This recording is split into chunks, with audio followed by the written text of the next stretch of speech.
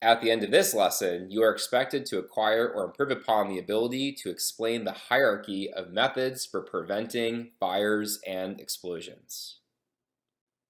Before we jump into that hierarchy of methods, let's first talk about safeguards, which is a concept that some of you would have studied in the first course in our process safety specialization.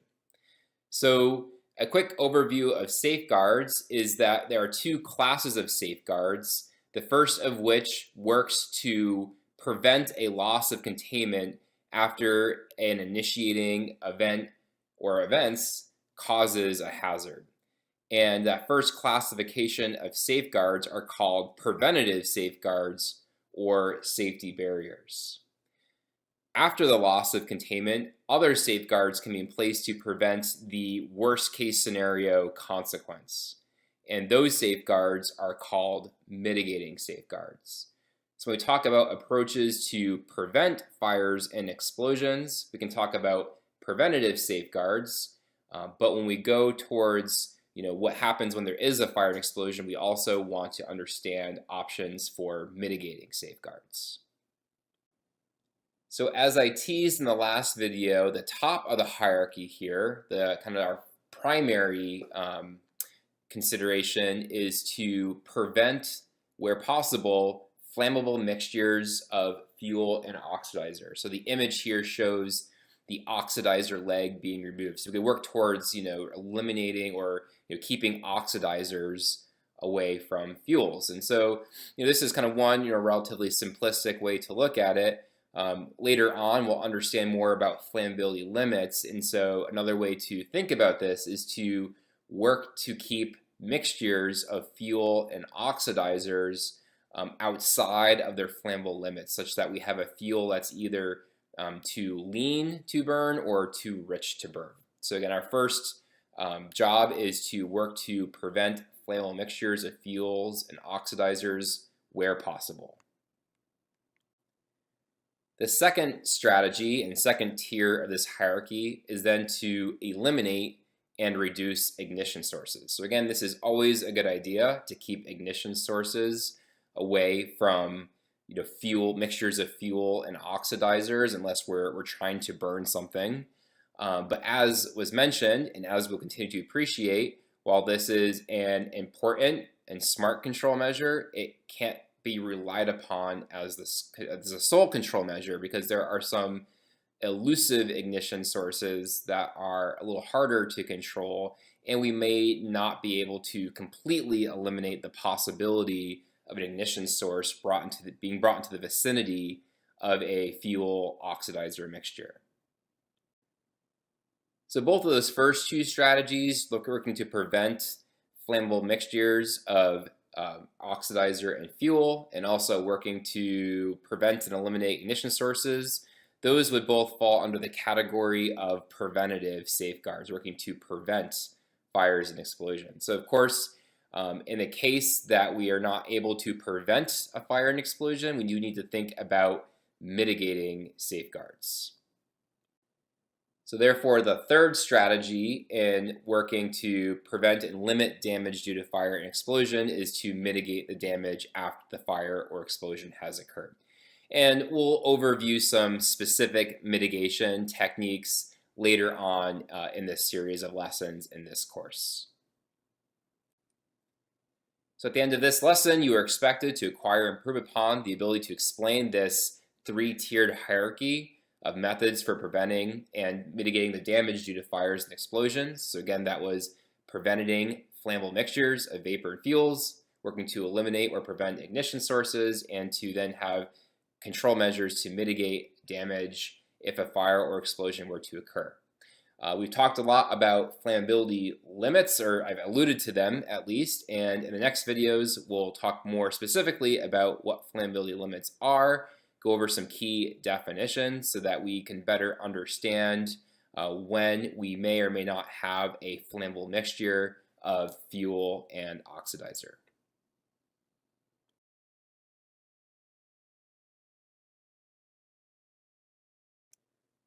At the end of this lesson, you are expected to acquire or improve upon the ability to estimate flammability parameters for mixtures.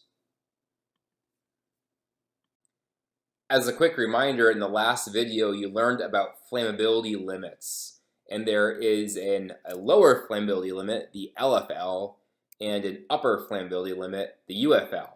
And these flammability limits are volume percentages fuel and air that are defined at room temperature and pressure, and combustion of a mixture of fuel and air will only occur between the lower flammability limit and the upper flammability limit. Below the lower flammability limit, the mixture is too lean to burn, and above the upper flammability limit, the mixture is too rich to burn.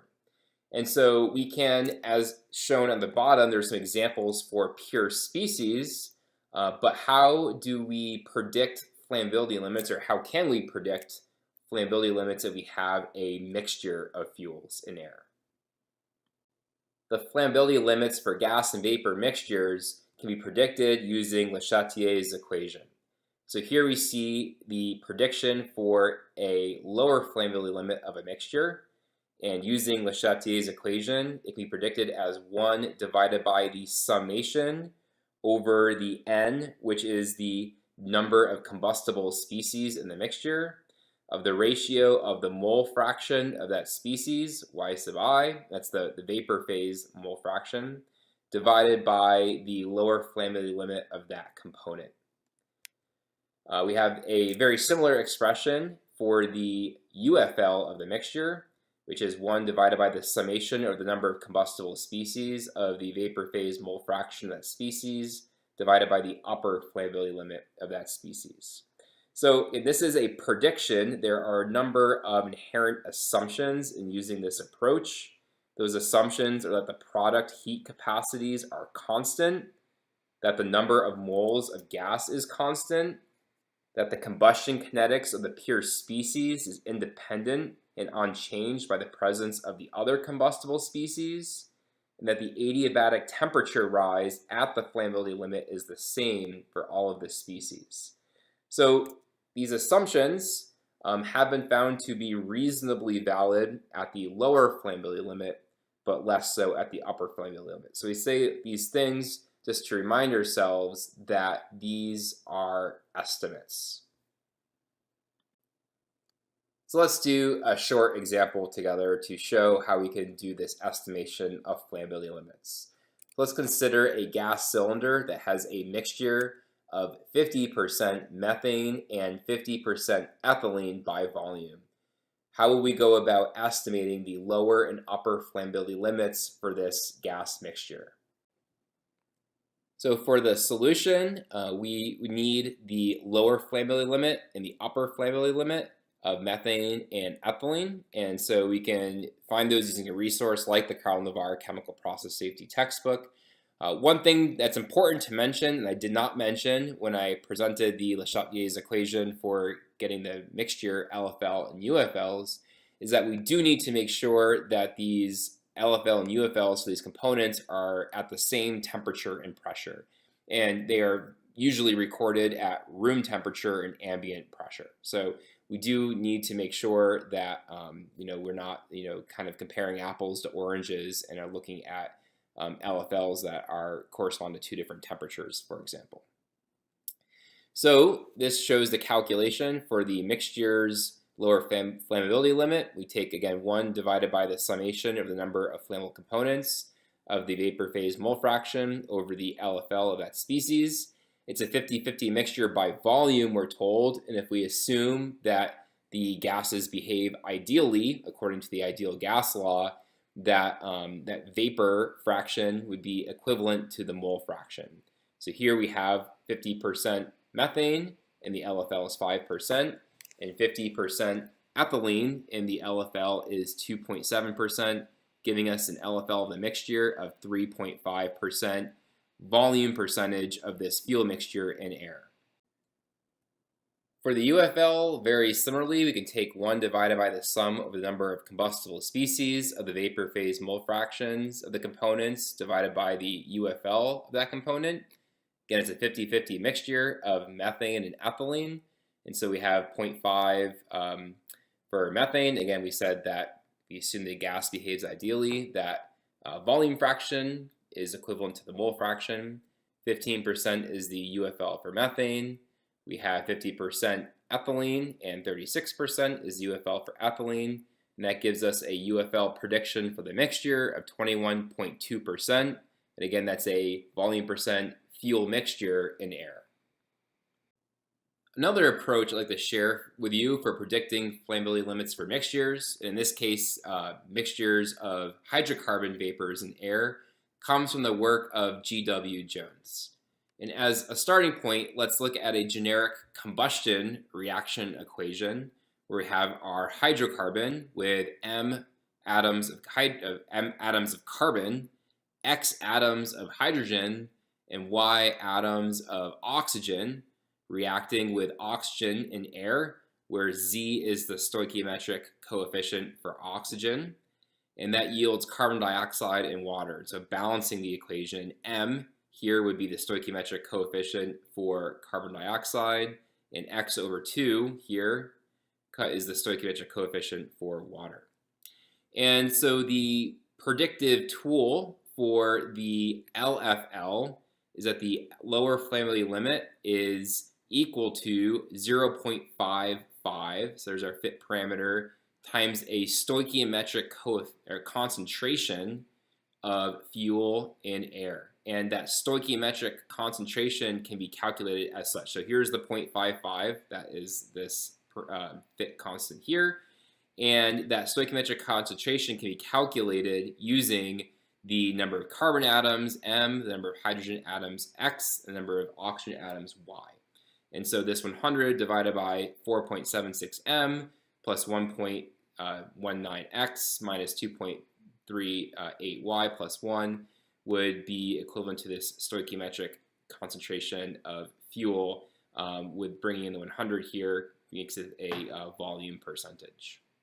So there's a tool for the LFL, the UFL, that fit parameter is 3.5, and so again we have the same function for that stoichiometric concentration of fuel in air.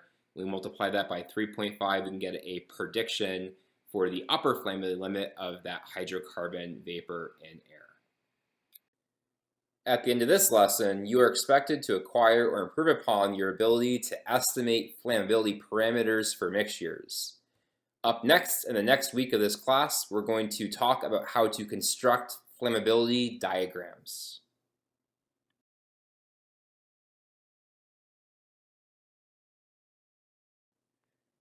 At the end of this lesson, you are expected to acquire or improve upon the ability to define the following number of terms, and those terms are going to include the lower and upper flammability limits, flash point and auto ignition temperature, the lower and upper oxygen limits, the minimum ignition energy, and the limiting oxygen concentration.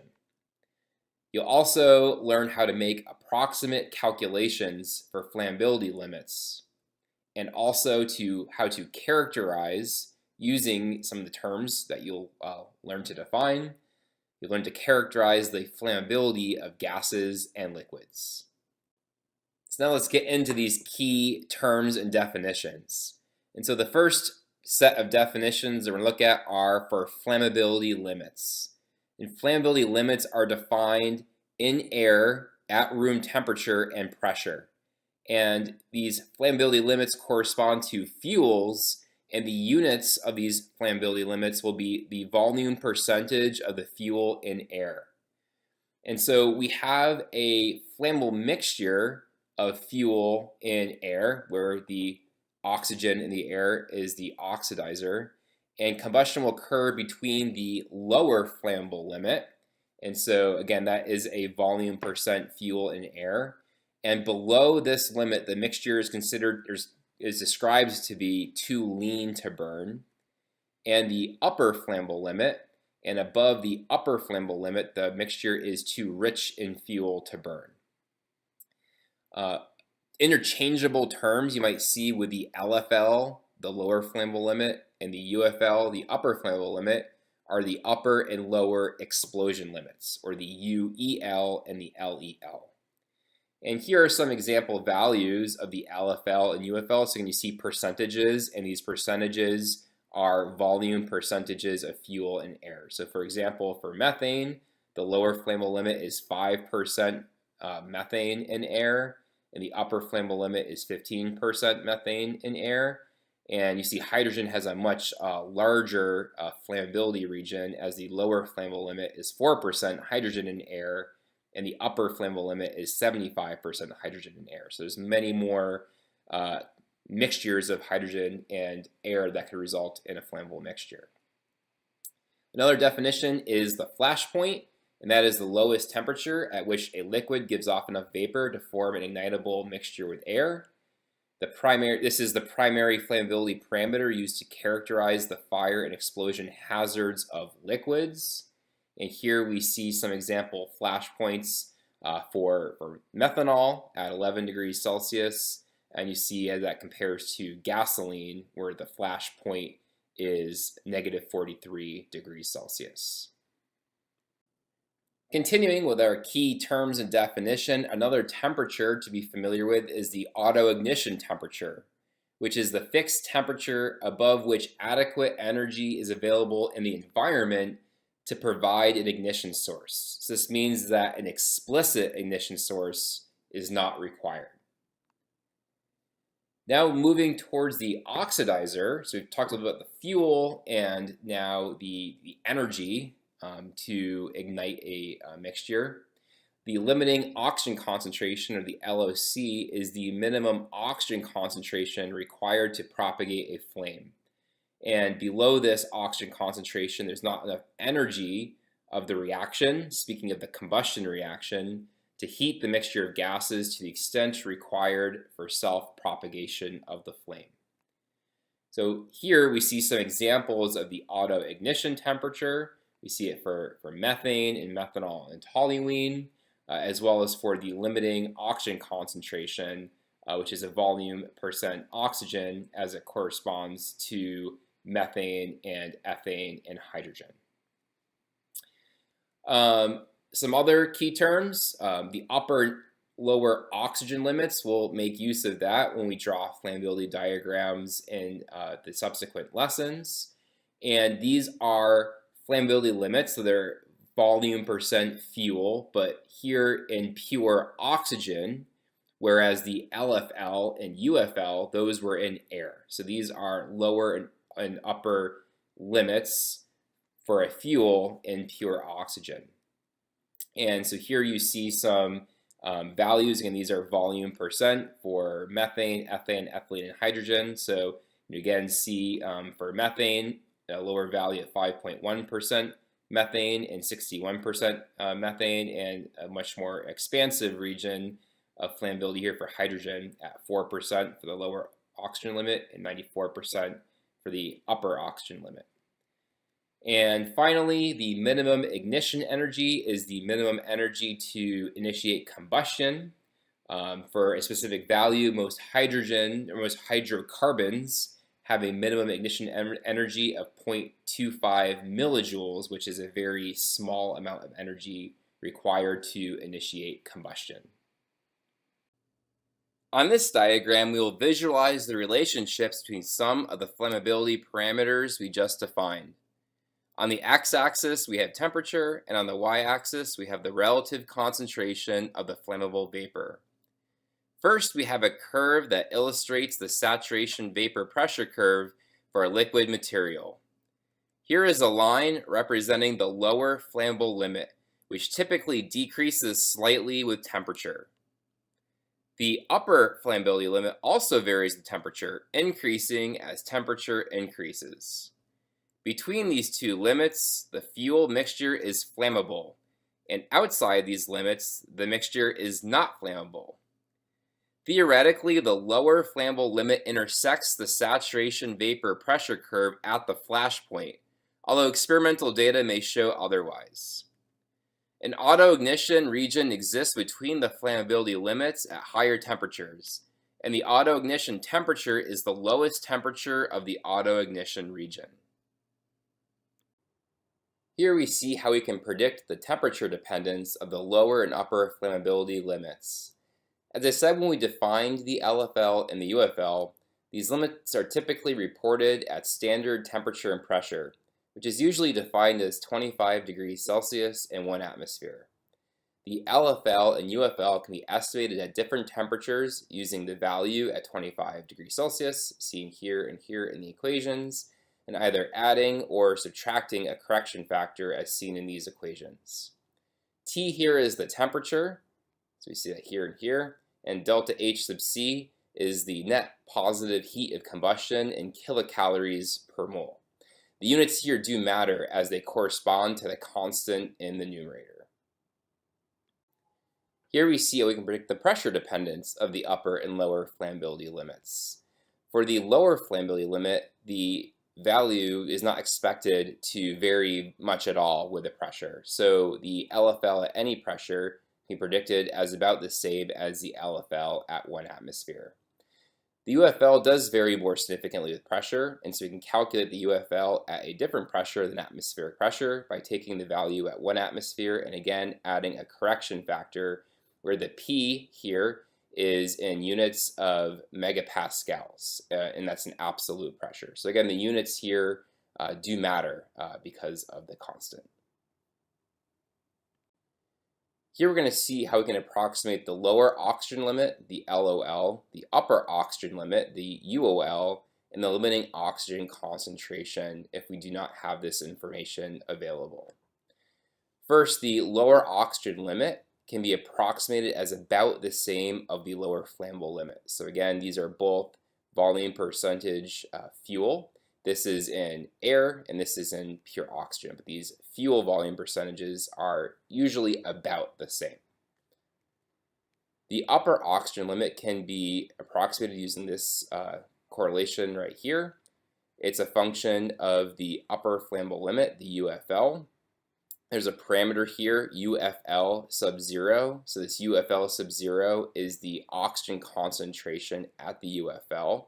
So again, the UFL, the upper flammable limit, is a volume percentage fuel. Here, this is an oxygen concentration. So looking for the volume percentage oxygen. And we see some empirically derived constants here. So again, this is just a predictive tool to estimate the UOL based on the UFL and the corresponding oxygen concentration at the upper flammability limit. The limiting oxygen concentration can be estimated using both the lower flammability limit and the upper flammability limit, as well as this UFL sub 0, which again is this oxygen concentration at the UFL. So these are empirical fits presented in the Crowell-Navarre textbook, which is the chemical process safety fundamentals textbook. And these are empirical fits that have been found to predict pretty well for most hydrocarbons the upper oxygen limit and the limiting oxygen concentration. So these will be important to know because as we move into drawing flammability diagrams, we do need values for the lower and upper flammability limits as well as for these other parameters right here. And so if we do not have these values tabulated, these are means by which we can derive estimates for these parameters. So in this lesson, we learned to define a number of terms, which included the lower and upper flammability limits, the flash point, the auto ignition temperature, the lower and upper oxygen limits, the minimum ignition energy, and the limiting oxygen concentration.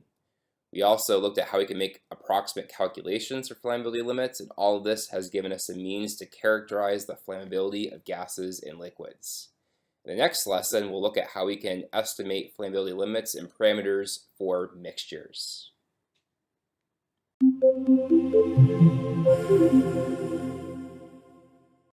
Welcome to this first module. We will work on understanding and characterizing flammability.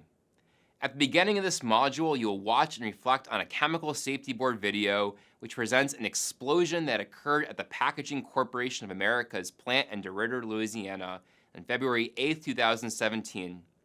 3 contractors were killed and 7 more were injured because of the explosion. The workers that were killed were conducting hot work activities near the tank that exploded. This incident occurred due to a failure to realize the flammable atmosphere that existed in this tank, which was located directly below where the workers were carrying out the hot work. All that was needed to ignite the flammable mixture was an ignition source, and the hot work activities brought such an ignition source into proximity of the tank. The vapors were ignited in a closed container, resulting in an explosion. In this module, we will consider the conditions that could result in a fire and explosion. You will learn how to characterize the flammability of liquids and gases using flammability limits, and how these limits vary with temperature and pressure. Finally, you will learn how to approximate flammability limits for mixtures. Okay, let's jump in.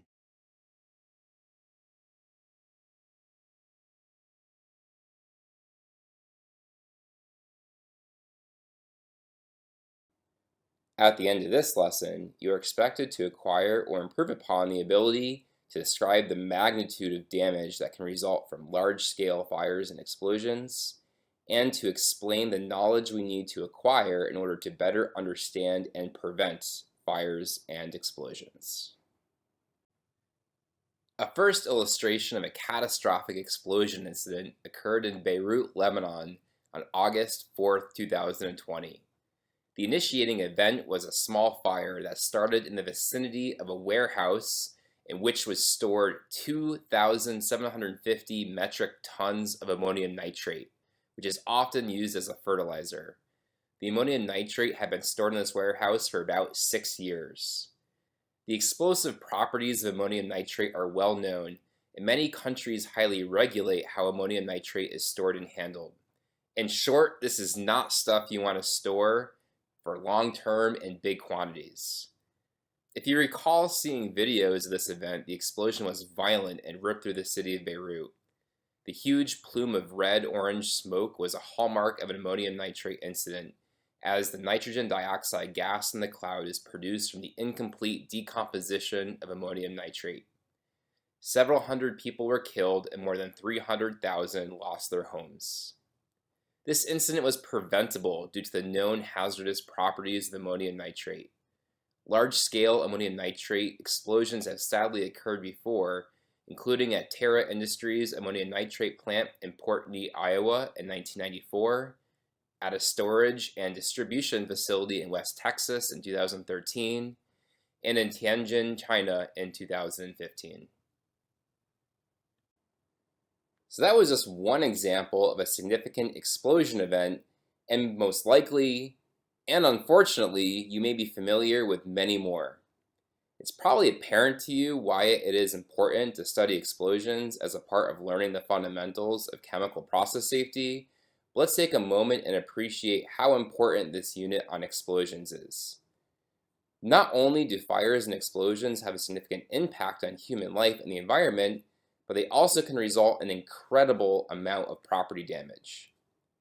A study of the 100 largest loss events between 1974 and 2015 found that fires and explosions were the cause of more than 75% of total losses, valued at about 25.5 billion US dollars. And yes, that's billion with a B. It should be clear then that along with toxic releases, fires and explosions are some of the most consequential adverse events that could occur as a result of chemical process incidents. So how can we better understand and prevent fires and explosions? Firstly, we need to better understand under what conditions mixtures are flammable, because just because components are flammable doesn't mean that they will result in a fire or explosion under all conditions. We also need to better understand ignition sources and the energy that's required for the ignition of flammable mixtures. We need tools that can help us to predict damage due to explosions. And we need to know common control measures for preventing fires and explosions and for mitigating damage when fires and explosions occur. In this lesson, we aim to understand the magnitude of damage that can result from large-scale fires and explosions, and to explain the knowledge we need to understand and to acquire to prevent fires and explosions, knowledge that we'll work on gaining over the course of this online class. Up next, you're going to watch a video on the Paper Company of America's Louisiana Pulp and Paper Mill and a disaster that happened there. when a flammable atmosphere in a tank went undetected and led to an explosion.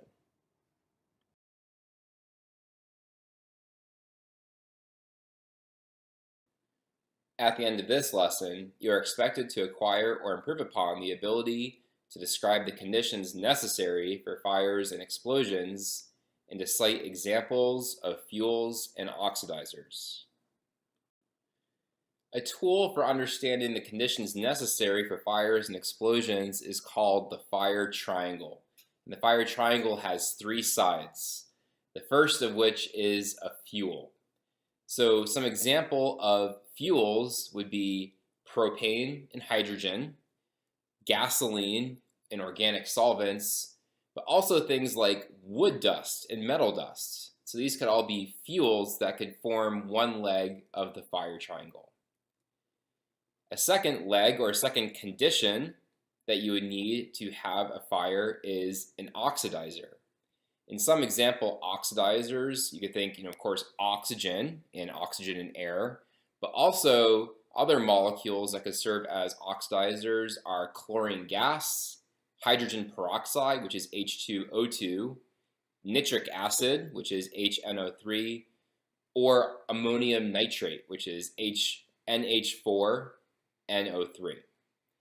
The final leg of the fire triangle is an ignition source. So if you have fuel and an oxidizer forming a flammable, forming a mixture, and if that mixture is in its flammable limits, if you bring an ignition source with a sufficient amount of energy, that would give you a fire.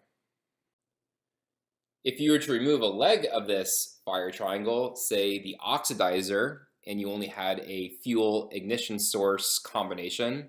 So again, let's just pretend for a moment the fuel is propane, and we bring an ignition source near that 100% propane where there's no oxidizer, there would not be a fire.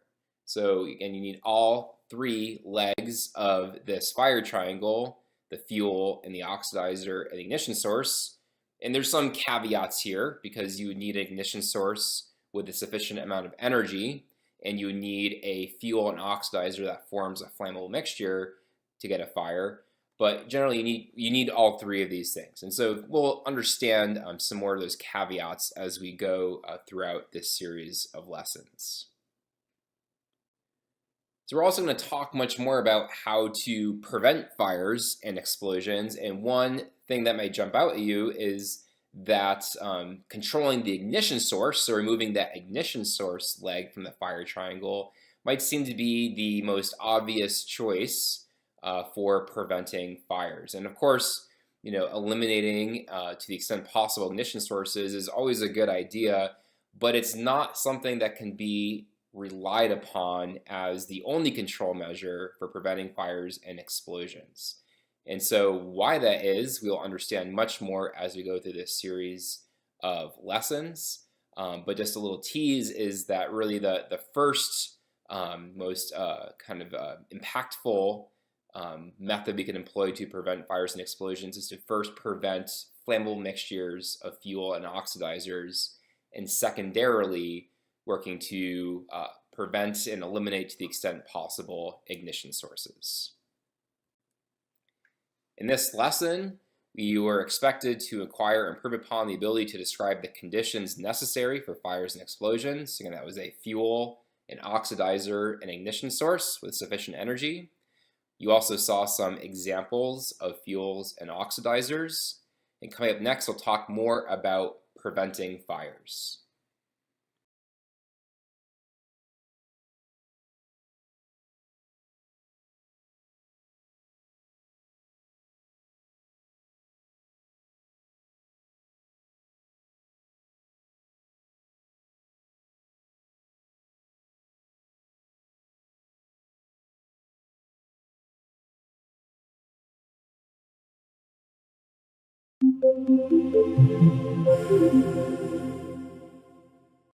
Welcome to this next module, where we will use our knowledge of flammability limits to construct flammability diagrams. We will use these diagrams to make predictions about flammable conditions. We saw in the Packaging Corporation of America explosion incident that it is important to recognize and prevent flammable atmospheres when at all possible.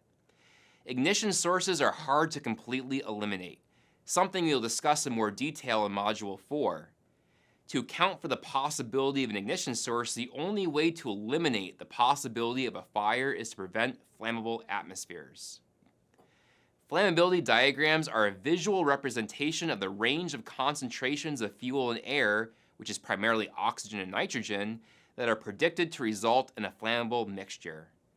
They are constructed using a fuel's flammability limits, the ratio of oxygen and nitrogen in the air, and the stoichiometry of the combustion reaction for the fuel of interest. For now, these diagrams will help us to determine if a fuel and air mixture is flammable or not. Later on in this course, specifically in Module 4, we will use these diagrams to help design procedures for putting vessels into and out of service, while staying out of the flammability zone, where there would be a risk for fire and explosion due to the flammable fuel and air mixture. Are you ready to get started? Let's dive in.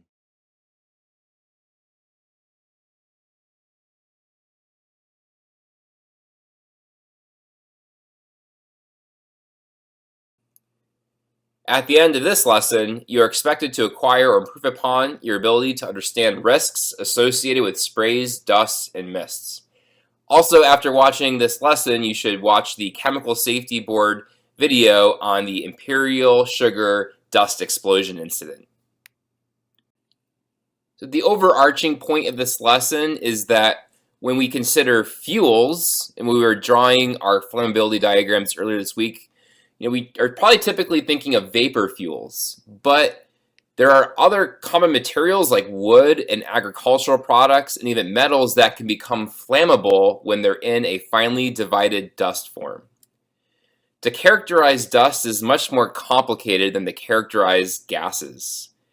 To be explosive, a dust mixture must have the following characteristics. The particles must be smaller than a certain maximum size, and typically the size is less than 400 microns. The dust loading must be reasonably uniform via adequate dispersion. The dust must have a certain amount of confinement, and the particle loading must be between certain limits. When you think of dust explosions, or when we consider dust explosions, deflagrations are much more common than detonations. And so when we get into explosions during the next week of this course, we'll talk about deflagrations and detonations.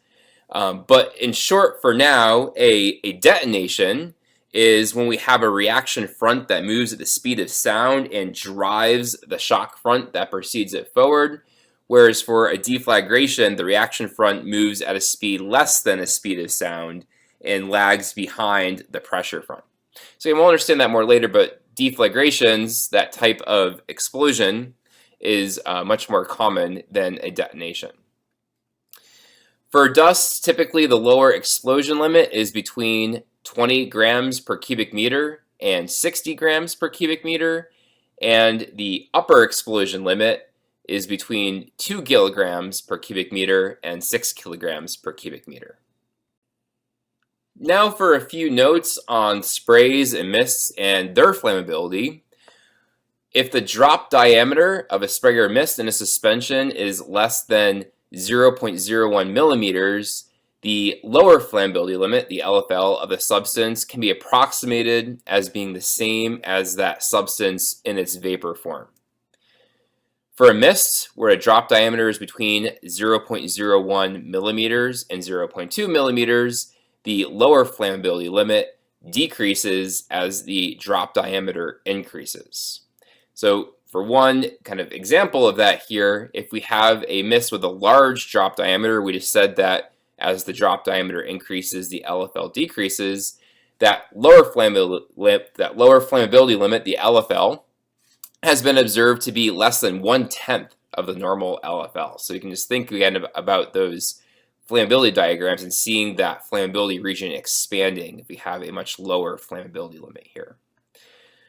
For sprays, where the drop diameter is between 0.6 millimeters and 1.5 millimeters, flame propagation is not likely. However, we need to be aware of the potential disturbances that break up the larger drops and could create a dangerous situation. So again, just to conclude, all in all here, the point is that we need to be thinking of fuels other than vapor fuels, and we need to be aware of the potential hazards that can be present in the form of combustible dusts, sprays, and mists. In this video, we talked about risks associated with sprays, mists, and dusts.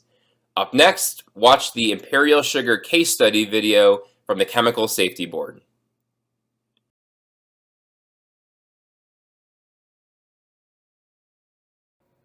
In this lesson, our continuing goals are for you to acquire or improve upon your ability to construct and apply flammability diagrams and to understand conditions that could result in fires and explosions.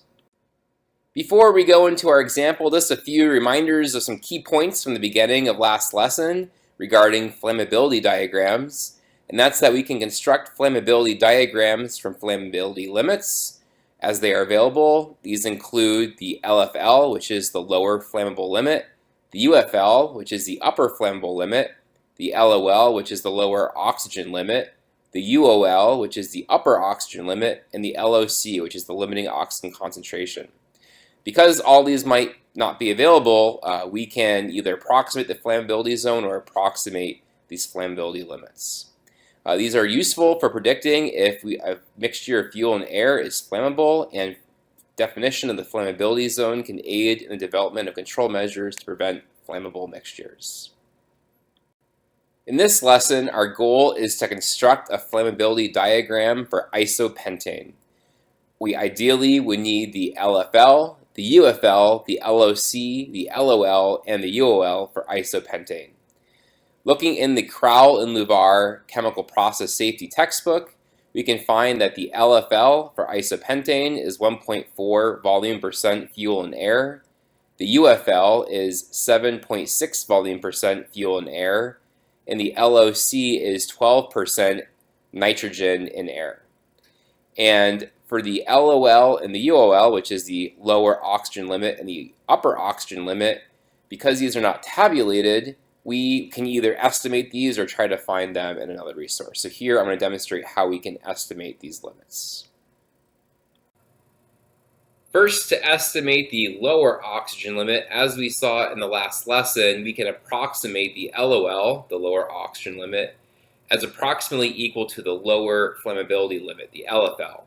And so for isopentane, that is 1.4 volume percent fuel and oxygen. So that's a pretty first straightforward approximation. For the upper oxygen limit, we can use an empirical formula. This one is found in the Crowell and Luvar chemical process safety textbook. And that formula is multiplying the UFL by 100 minus this CUOL, which is a fitting constant, and a good fit for number of fuels has been found to be negative 1.87. We multiply that by 100 minus UFL sub 0, where UFL sub 0 is the oxygen concentration at the upper flammable limit. That's divided by, again, this UFL sub 0 term, and we're adding the product of the UFL times 1 minus that fitting constant CUOL. So to show how this is borne out, first for that UOL sub 0, that is the oxygen concentration at the upper flammable limit. We take 100 and we minus the UFL, so this all together gives us the percentage of air, and we multiply that by 0.21 since air is 21% oxygen, and we get 19.4%. So that is the oxygen concentration at the upper flammable limit. We can then plug that into our empirical formula for the UOL. We have the UFL, 7.6. We see inserting this constant, this fit constant, negative 1.87, assuming that that works well for isopentane. We're plugging in our solution for UOL sub 0 here and here, and we get an estimated upper oxygen limit of 46.2%. So now we can start to work towards defining our flammability region. We're first going to go ahead and draw the airline. So remember that our points for the airline we have up here. We can start with 100% fuel, and as we introduce air in and go from this point to just having air at 79% nitrogen, 21% oxygen. Here is that line that will bring us, so this would just be as we add air, we move from this point to this point in composition. The other line is the stoichiometric line. So this is the equation again for the stoichiometric line. And the way that we can plot the stoichiometric line with 2 points is to have 1 point over here, but we need the z parameter to get the point on the oxygen axis. And so the z parameter again is the stoichiometric coefficient for oxygen in the combustion reaction. And our point on the oxygen axis is 100 times z divided by 1 plus z. So for isopentane, this is the combustion reaction, and we can see setting it up so that we have a coefficient, a stoichiometric coefficient of 1 for isopentane. The z we get, the stoichiometric coefficient for oxygen, is 8. So for isopentane, z equals 8, meaning that the point on the oxygen axis would be 88.89%. So we have this point here, and again the other point here is at 100% nitrogen. And we can plot our stoichiometric line. So now that we have the air line and stoichiometric line drawn, we can proceed to construct the flammability region for isopentane. So as a reminder, the lower flammable limit for isopentane is 1.4 volume percent fuel and air. The upper flammable limit is 7.6 volume percent fuel and air. The limiting oxygen concentration is 12%. The lower oxygen limit was approximated to be 1.4 volume percent fuel and oxygen, and the upper oxygen limit was approximated as 46.2 volume percent fuel and oxygen. So we're first going to plot the LFL, the lower flammable limit, and the UFL, the upper flammable limit. So those are fuel percents. And so to plot those, let's take the LFL first at 1.4 volume percent fuel. We can find the fuel axis over here, go up to 1.4, so very close to 0. Trace over to the air line because both of those flammability limits will appear on the air line. And here we have the volume percent, 1.4 fuel percent volume in air. So there's the point on the air line. UFL similar, we have 7.6 volume percent fuel in air. So you can find a point at about 7.6. There's the fuel composition on the fuel axis. We can trace over to the air line and plot the UFL here over on the air line. Next, we can go ahead and plot our upper oxygen limit and the lower oxygen limit on the oxygen axis. So this is fuel and oxygen, so there's no nitrogen. So we have nitrogen equals 0 over here.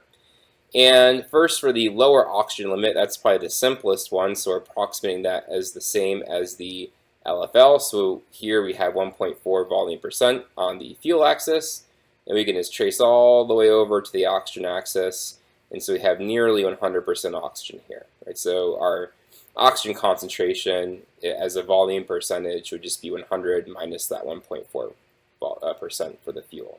So there's our LOL over here. For the UOL, what we have is 46.2 volume percent. So again, I'm finding over here about 46.2 on the fuel axis. I trace all the way over to the oxygen axis, and I plot that point.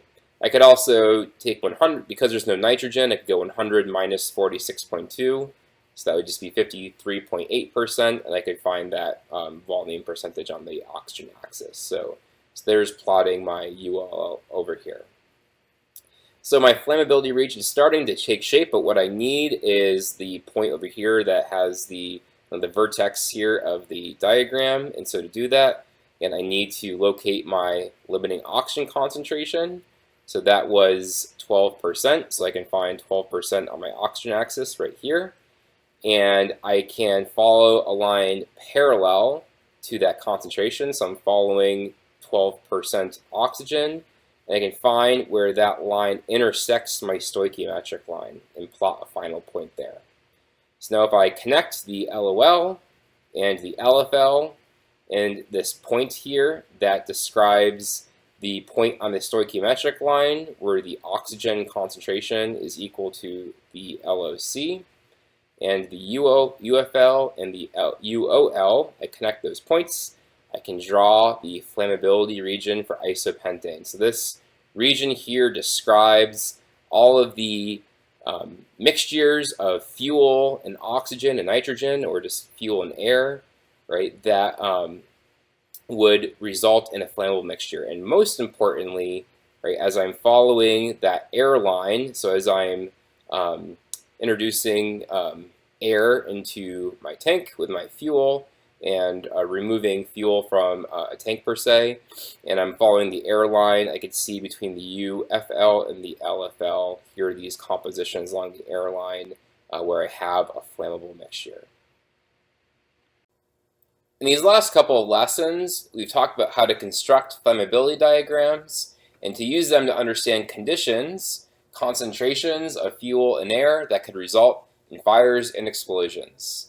In the next lesson, we're going to talk about the flammability of dusts and mists.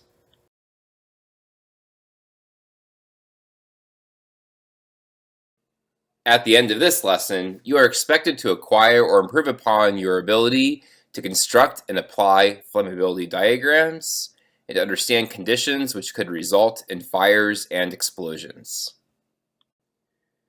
So the next couple of lessons are going to focus on how to construct flammability diagrams and to identify a flammability zone, as you see in the bottom right-hand corner of the slide. Flammability diagrams can be constructed from the flammability limits that we learned in the lessons last week. The limits such as the lower flammable limit, or the LFL, the upper flammable limit, or the UFL, the lower oxygen limit, the LOL, the upper oxygen limit, the UOL, or the limiting oxygen concentration. We may not have all of these flammability limits available, and we can use approximation methods to identify these points and draw the flammability zones, as well as draw approximate flammability zones from incomplete information. So you'll see that demonstrated later on in this lesson. The flammability diagrams are useful for predicting if a mixture of fuel and air is flammable. So if the mixture is within the flammability zone, you have a flammable mixture. And knowing the flammability zone for a fuel-air mixture can aid in the development of control measures to prevent flammable mixtures. And this will be a focus of what we talk about during the 4th week of this course. So before we get into drawing flammability diagrams, we first need to orient ourselves to this triangle diagram that's used to represent fuel and air mixtures. So the 3 different axes here represent different components in our mixture. So over here we have the fuel, and air is made primarily of nitrogen and oxygen. So we have a nitrogen axis here on the bottom and an oxygen axis over here. So on the different apexes of the triangle, we see up here 100% fuel. So this is our fuel axis. So we have fuel going from 0%, and we're going to be looking at these percentages as volume percents because that's what our flammability limits are expressed as. So we have 0% fuel here, and this is the fuel axis, and 100% fuel up here. And so notice all these tick marks here. We read the fuel concentrations in this kind of horizontal direction here. So look at the directionality of the tick marks. For nitrogen, we go from 0% nitrogen to 100% nitrogen. So this apex over here represents 100% nitrogen. And looking at these tick marks, we read nitrogen along these lines right here, these diagonal lines. And finally, for oxygen, we can go from 0% oxygen up here down to 100% oxygen over here. So this final apex over here is 100% oxygen. And we read our oxygen points in this diagonal direction going down this way. So just to read a sample point, if we were looking at a 70% fuel and air mixture, which means you have 70% fuel, and of the other 30%, 21% is oxygen, so 6.3% oxygen, and 23.7% nitrogen, we would find that point by first going to the fuel axis and reading off at 70%, so this line corresponds to 70% fuel. You go to oxygen and find about 6.3% up here. And so this line represents 6.3% oxygen. And finally, 23.7% nitrogen. This line represents all the different mixture combinations that have 23.7% nitrogen. The intersection is where this point is that represents a 70% mixture of fuel and air. Another important concept for this diagram that we need to understand is the lever rule. And so what the lever rule states is that if we have two gas mixtures, so take a mixture at point J over here and another mixture at point K over here, if we were to combine the mixture J and the mixture K, that new mixture would be on the composition, would be on the line that connects J and K. So we see that here, so mixture point M would fall on the line between the original mixtures J and K. And where this point M falls on this line would depend on the relative moles of J and K that are combined. So if we were to have more moles of mixture K than mixture J, then point M would appear closer to mixture K.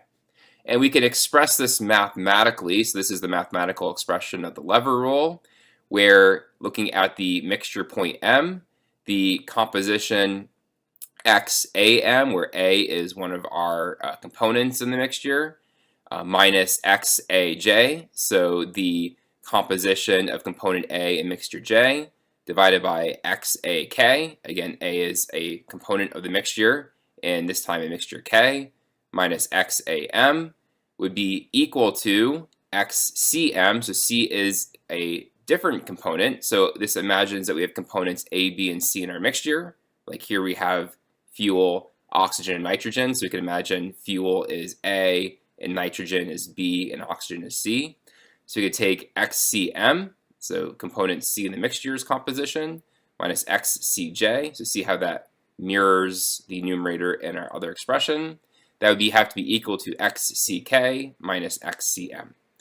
So we're going to be utilizing this lever rule shortly as we construct our diagrams. But again, the concept here is that if we have two gas mixtures and we mix them together, the resulting mixture composition would fall on a line that connects those two mixtures. So to begin construction of our flammability diagram, we're going to plot two key lines. The first line is called the air line. So to plot the air line, what we're going to be doing is looking at the possible combinations of fuel and air. So first, our fuel mixture, that's one of our two mixtures that we're combining, we can plot a point at 100% fuel and 0% air. So that would be one of our components. The other component would be air, which is about 79% nitrogen and 21% oxygen. So you follow a line right here. So here are the plot of those 2 points.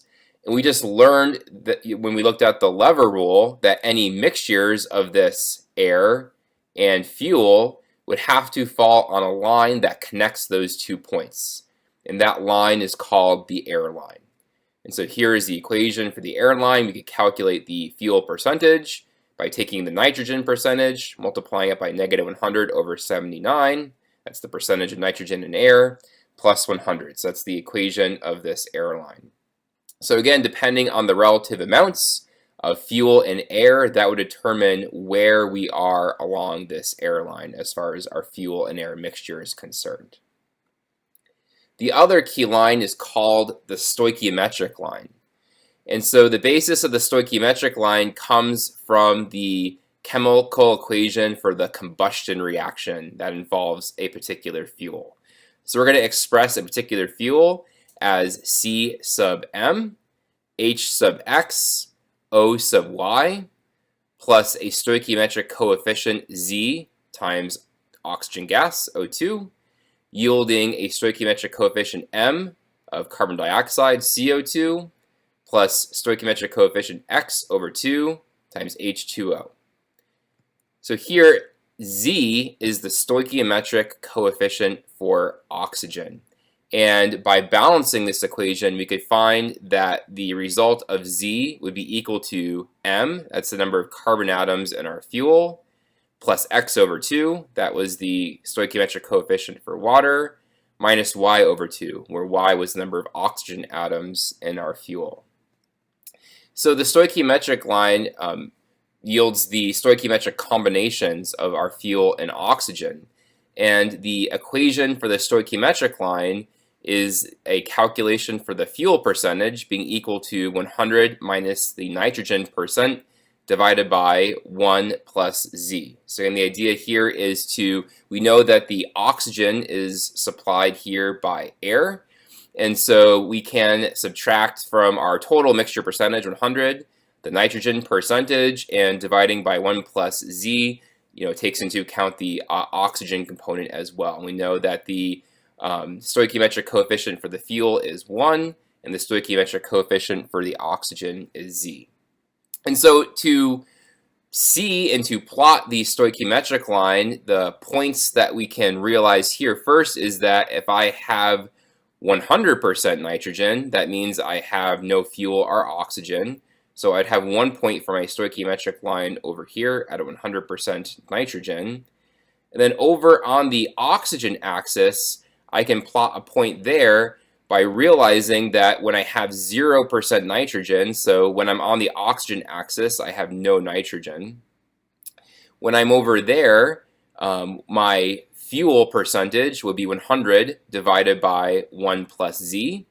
And the amount of oxygen I would have would be taking that fuel, 100 over 1 plus Z, and multiplying it by this Z stoichiometric coefficient. So I have a point on my oxygen axis that's equal to 100 times Z over 1 plus Z. And so for an example, for methane, if you look at the chemical equation for methane, we find that the stoichiometric coefficient for oxygen in the combustion reaction is 2. And so subbing 2 in for Z, I would have a point on the oxygen axis at 66.7%. So I could plot that point, and I would plot my other point here at 100% nitrogen, and connecting those two dots would give me the stoichiometric line. So moving forward, we're going to learn how we can use this air line and this stoichiometric line to continue to build up our flammability diagram. So now that we have the air line and stoichiometric line plotted, we're going to continue to build up our flammability diagram, and we're going to use methane as a continuing example, since the stoichiometric line we have plotted here was specific for methane, where we had Z equals 2. And so we saw that on the previous slide. So for methane, the flammability limits, we could find these using a source like the Crowell-Navarre Chemical Process Safety Textbook. We have a lower flammable limit of methane of 5%. That's a fuel volume percent in air. UFL is 15 volume percent fuel in air. The limiting oxygen concentration is 12.1%, and that is a oxygen volume percent. The lower oxygen limit is 5.1%, and that's a fuel volume percent in pure oxygen. And the upper oxygen limit is 61.0%, and that's a fuel volume percent in pure oxygen. So we're going to go ahead and plot these points on the flammability diagram and see how they begin to shape our flammability zone. And so first we're going to take the lower and upper flammable limits. So these are fuel concentrations in air. And so these would fall on our air line. And so you can plot them by taking the fuel percentage. So for instance, for the LFL, we can find about 5% fuel. And we can read that fuel percentage over on the air line and plot that point right here. Similarly for the UFL, we can find about 15% fuel on the fuel axis and trace that over and plot that point over on the air line. So that would be where the LFL and the UFL are located on our diagram. Next, we can go ahead and plot the LOL and the UOL. So those are also fuel percents, but they are in pure oxygen. So N2 equals 0. So those points should fall over here on the oxygen axis. And so for the LOL, 5.1, again, we can find about 5.1 over here in the fuel axis and trace that all the way over and plot that here on the oxygen axis. An alternative way that could be easier is if it's 5.1% fuel and pure oxygen, that would mean that we have 94.9% oxygen. So we could just plot 94.9% oxygen over here. For the UOL, 61% fuel, so we can find that point and again trace that over and plot it on the oxygen axis.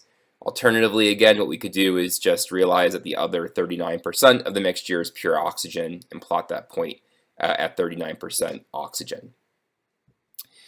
The final point here is the limiting oxygen concentration. So that is a oxygen volume percent. So I could plot that here on the oxygen axis at about 12.1%. And I use this, so this doesn't actually in and of itself up here dictate the shape of my flammability zone. So as we'll see, our flammability zone is taking shape as we have this upper oxygen limit and we have this UFL. So this kind of shapes our flammable mixture. We have this LOL and the LFL. What we don't know yet is where the apex of that flammability zone is over here. And we can use the limiting oxygen concentration to find that. So what we can do is we can trace a line parallel to that point. So this line represents fuel, nitrogen, oxygen mixtures where the oxygen percentage is that 12.1%. And we can find where that LOC, that limiting oxygen concentration, intersects our stoichiometric line. So here's where the importance of the stoichiometric line comes into play. So I can plot that point right here, and that finishes off the shape of my flammability zone. So finally, connecting all of those points, we see in red the flammability zone for methane. So again, what we did is we plotted each of these 5 flammability limits, and we connected the point at the UOL to the point at the UFL to this intersection between the stoichiometric line and where we had a oxygen concentration equal to the limiting oxygen concentration, the LOC, the LFL, and the LOL. So this whole region here denotes where we have a flammable mixture. And most importantly, thinking of mixtures of air and fuel, we're looking at where this air line here passes through the flammability zone. So here we see in between the UFL and the LFL, the possible mixtures, mixtures that result of a mixture of fuel and air that result in a flammable mixture. The final thing we'll talk about in this lesson on constructing flammability diagrams is what to do when we have incomplete information. So for our methane example, we were fortunate to have all of these flammability limits noted for methane. But pretty commonly, you may not be able to find, for instance, a lower oxygen limit and an upper oxygen limit for your fuel. So you wouldn't necessarily know where these points here and here are. And so there are methods, as we talked about during the first week of the course, to go about estimating those. So that would be one initial approach that you could take.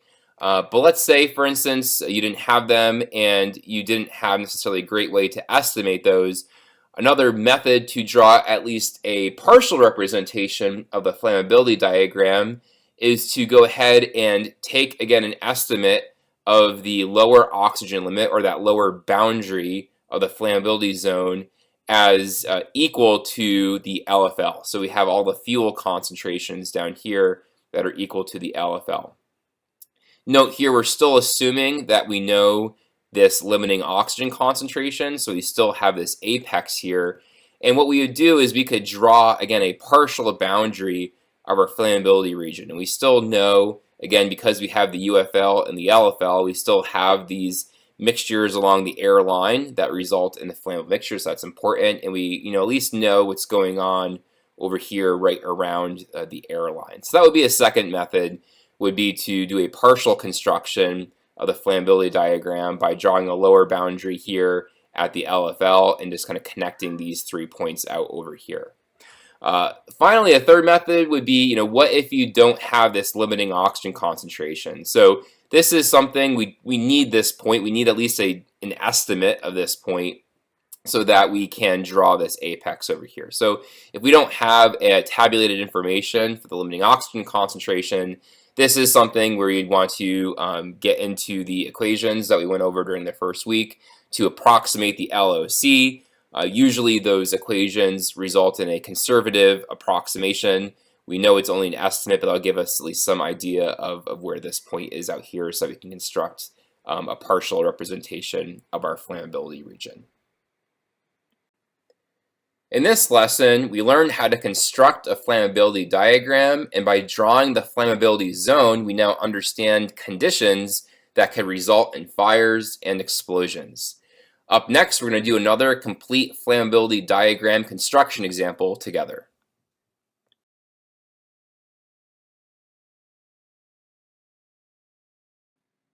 At the end of this lesson, you are expected to acquire or improve upon the ability to define a detonation and a deflagration and describe the differences between the two, and to describe pressure wave dynamics resulting from an explosion. So it may be apparent to you why it's important to study explosions as a part of learning the fundamentals of chemical process safety, but let's take a moment and appreciate how important this unit on explosions is. So as you see on the slide, explosions and fires have been the cause of more than 75% of the total losses calculated over the 100 largest loss incidents. And you see the reference for that figure below. The total damage due to fires and explosions in these 100 largest loss incidents is valued at about 25.5 billion US dollars. So explosions by definition are sudden releases of energy resulting in a pressure or shock wave. And that pressure or shock wave can cause significant damage to structures, equipment, and human life. And as we move on in this series of lessons, we're going to learn how to predict that damage to not only structures and equipment, but also on humans. Before we get into predicting damage due to explosions, we need to understand the difference between detonations and deflagrations.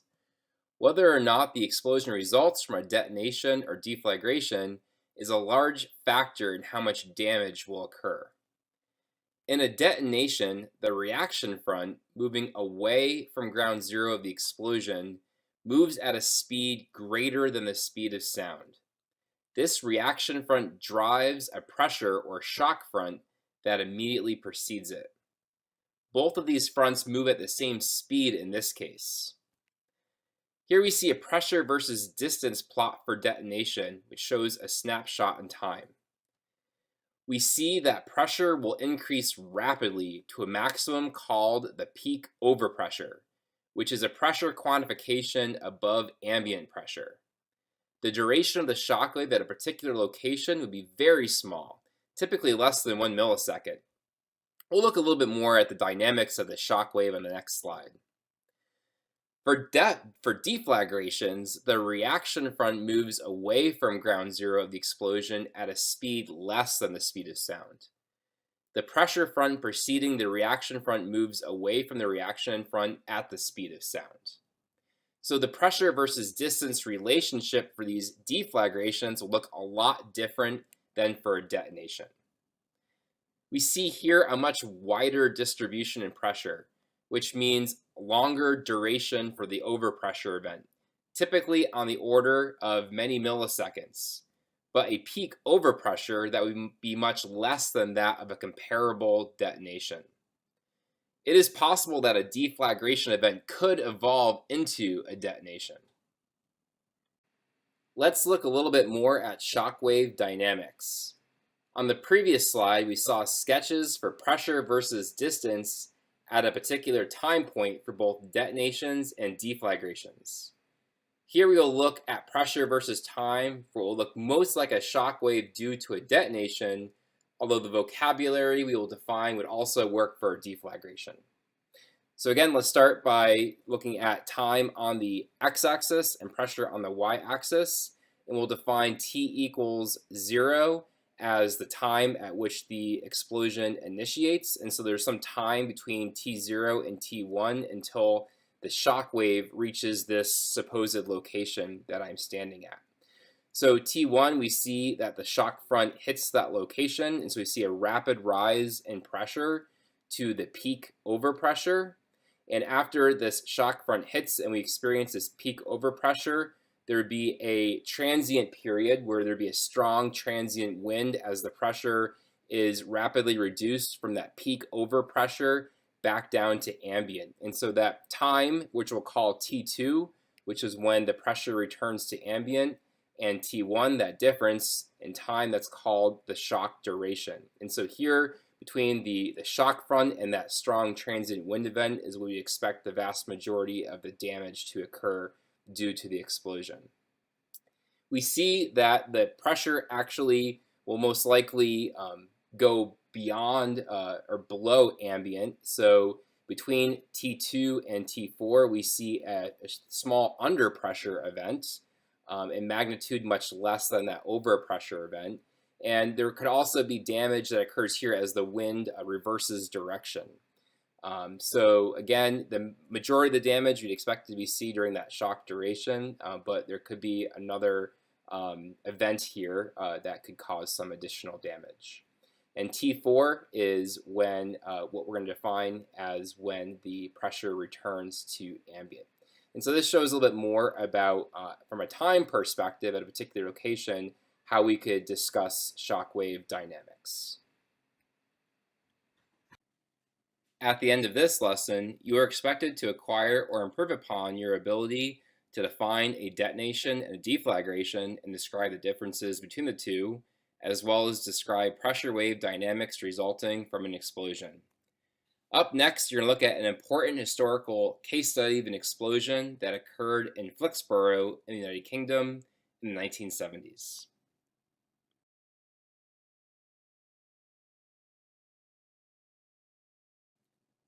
At the end of this lesson, you are expected to acquire or improve upon your ability to apply the TNT equivalency method to predict overpressures and damage due to explosions. The TNT equivalency method will give us a means to predict damage due to explosions by first converting the energy of a combustible fuel to an equivalent mass of TNT. In this lesson, I'll overview the method, and in the next two lessons, I will demonstrate how to use the TNT equivalency method. So the first step is to calculate the equivalent mass of TNT.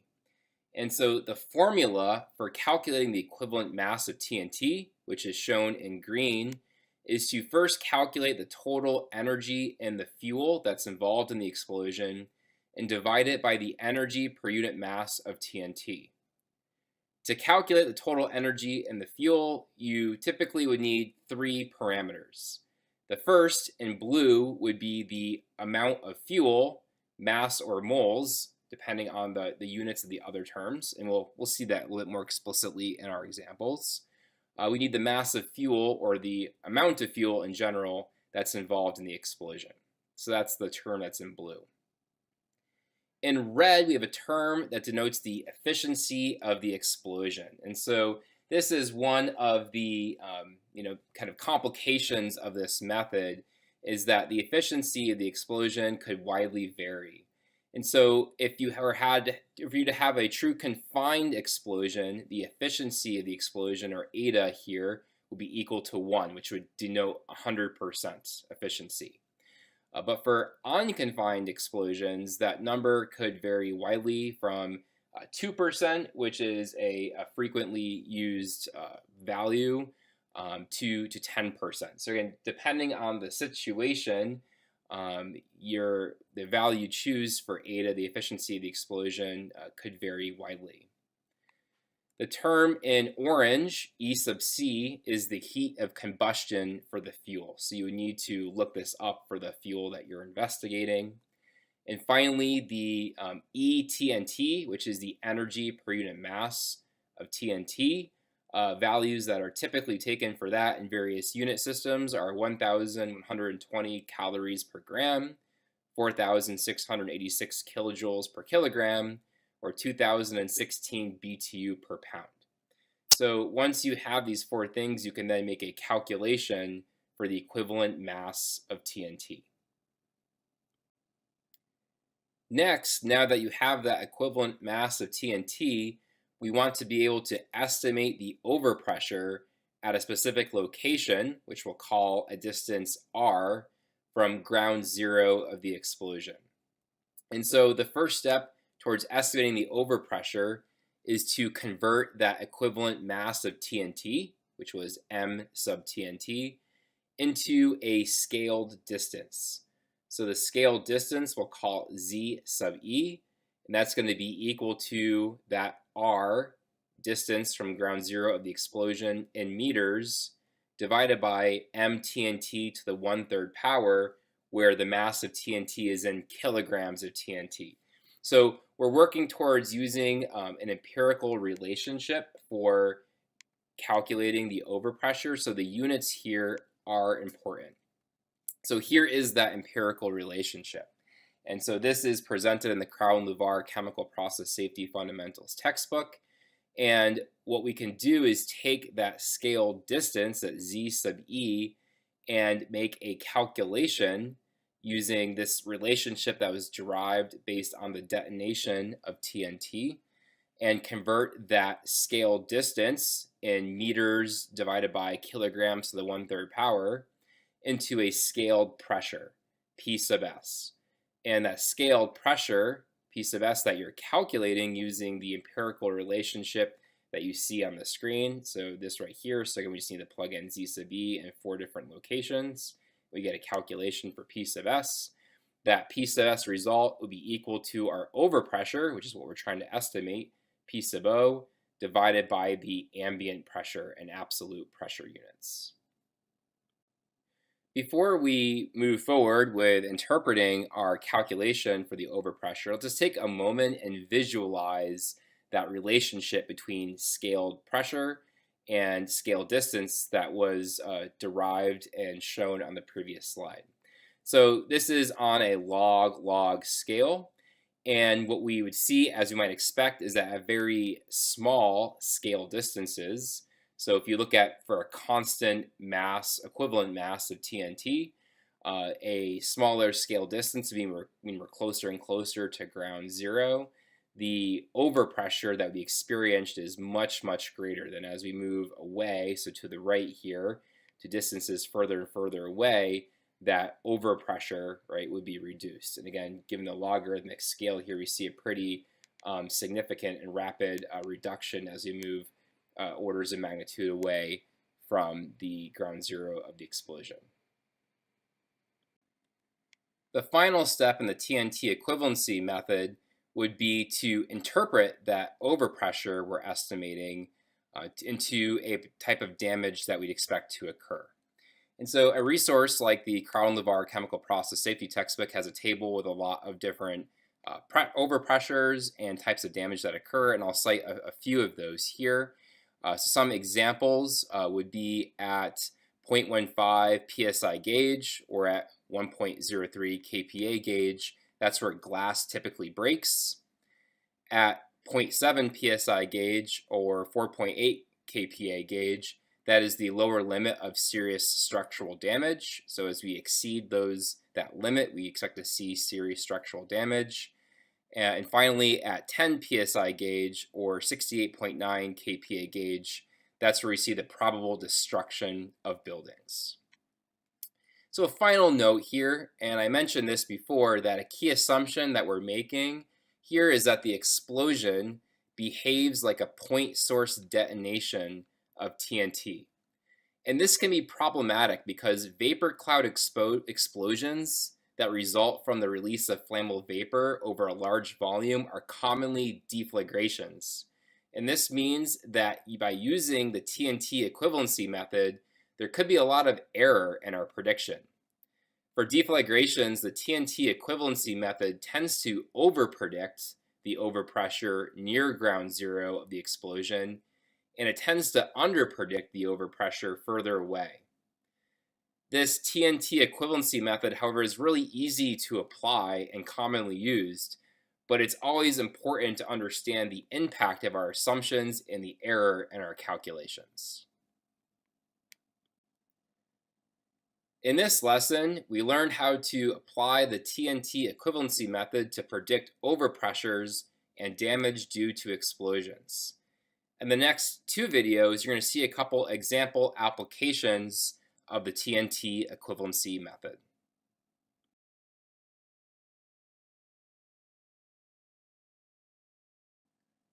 Let's begin our first example application of the TNT equivalency method. So in this example, we're going to consider a propane tank that's located 50 feet from a house and contains 100 pounds of propane. We're going to consider a scenario where the tank is ruptured and the entire contents of the cylinder are lost and vaporized. This forms a vapor cloud that is ignited and an explosion occurs. We're going to estimate the overpressure from this explosion that's experienced at the house 50 feet away and make a prediction on the type of damage that we expect.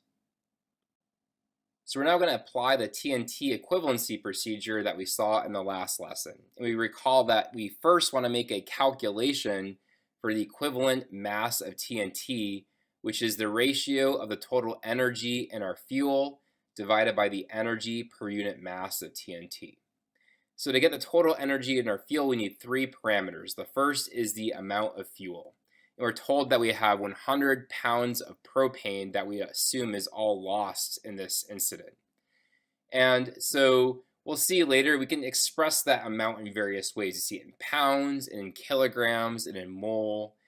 A forward-looking thought is that we will eventually need the equivalent mass of TNT in kilograms. However, the mass of propane that we're going to want to use is going to correspond to the heat of combustion that we have, the E sub C. So here we have it in a few forms, and we'll use the one that's most convenient for us. The second is to estimate the efficiency of the explosion. So we said this is tricky because there's a wide range of values we can use. If we have a confined explosion, that efficiency is 100% or eta equals 1. If it's an unconfined explosion, it can range between 0.02 or 2% and 0.1 or 10%. And by default, for kind of unconfined explosion situations, we tend to take 2%. So that it seems like our situation falls in that category. We have something that occurs outside of the tank, outside, it's unconfined, and so using kind of the commonly used 2% or eta equals 0.02 would seem to be appropriate in this scenario. We could look up the heat of combustion for our fuel, which is propane.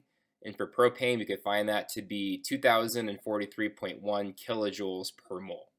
So here's where we see that it would be helpful to use the amount of fuel in terms of moles.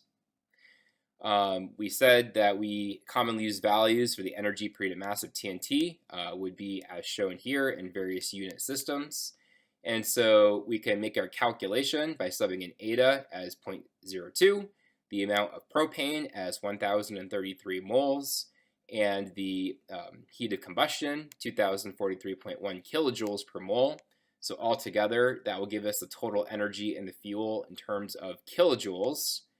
And since we know that we ultimately want this in kilograms of TNT, let's go ahead and use the parameter E sub TNT as 4,686 kilojoules per kilogram TNT. So our kilojoules will cancel, and that means that our solution for MTNT would be in kilograms of TNT, and that should give us a calculation of 9 kilograms of TNT. The next step then is to estimate the overpressure at a specified location at some distance r from ground zero of the explosion. And so here that distance is 50 feet. Now for our scale distance, which is r, which needs to be in meters over the cubic root of the mass of TNT in kilograms of TNT, we would need to take that 50 feet and convert it into meters. So 50 feet is about 15.24 meters. TNT, we have that, the equivalent mass of TNT, I should say, is already in the right units. It's 9 kilograms. And so our scale distance in the units in which we can use our empirical relationship between scale distance and scale pressure, that would be 7.33 meters per kilogram to the 1/3 power. We can then use that scale distance to estimate the overpressure. So that scaled pressure will be equal to that correlation that we got from the Carl Navarre chemical process safety textbook. And we could plug in 7.33 for the scale distance and get a scaled pressure of 0.305. We then want to use that pressure, that scale pressure, which you can turn into an overpressure, in order to estimate the damage due to the explosion based on that overpressure. So the overpressure is our scaled pressure times the ambient pressure. And to use the information that we have here, just these few examples, we could turn that scale pressure into a pressure in either PSI or kPa. So we'll go the kPa route. So ambient pressure will take to be 101.3 kilopascals, which means that our overpressure, which is a gauge pressure, so pressure above ambient, will be 30.9 kPa. So here we are clearly we're above that lower limit of serious structural damage, but below the probable total destruction of the building. So we do, in this case, expect that there would be serious structural damage to the home that's occurred, that's at a distance of 50 feet away from this explosion. So this is a first example of the use of this TNT equivalency method. We're going to run through one more example in the next lesson.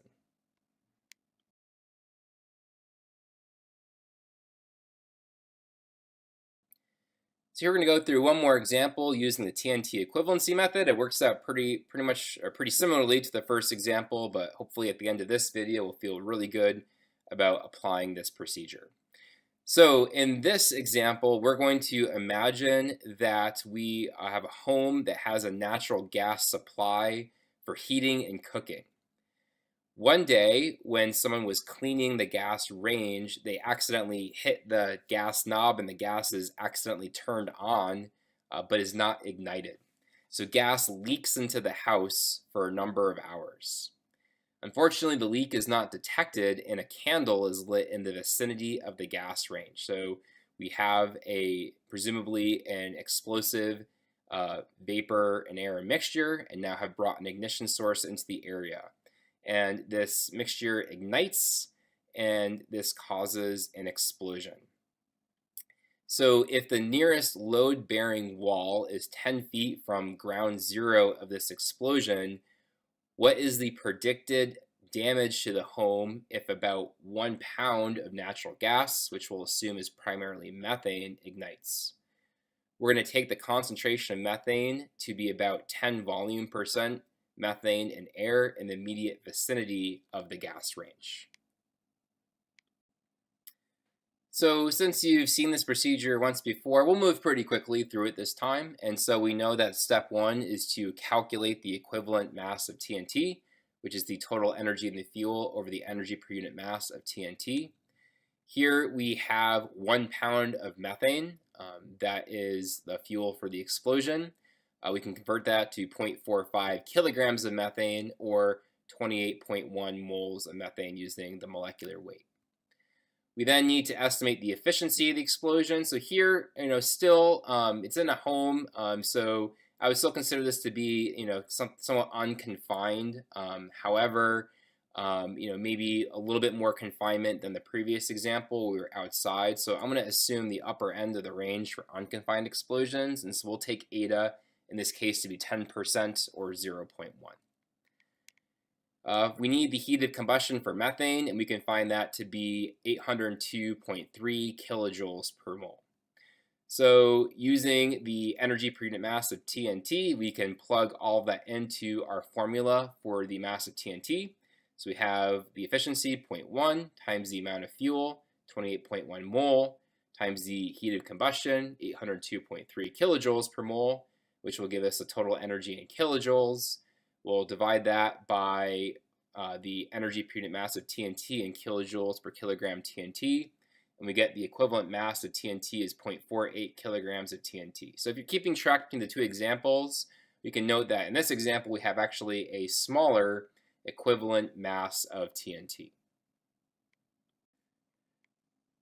So here's where things get interesting, because when we go to calculate the overpressure and determine the scale distance, here these kind of the location we're looking at, this load-bearing wall we're going to have as our point of interest, is only 10 feet away from ground zero. So we can convert that to meters. So R, remember, has to be meters to use this scale distance in the empirical relationship that we're using to convert scale distance to the scale pressure.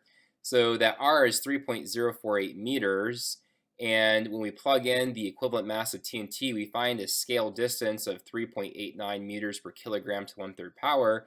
And this, in fact, actually is a much larger scale distance than in the previous problem.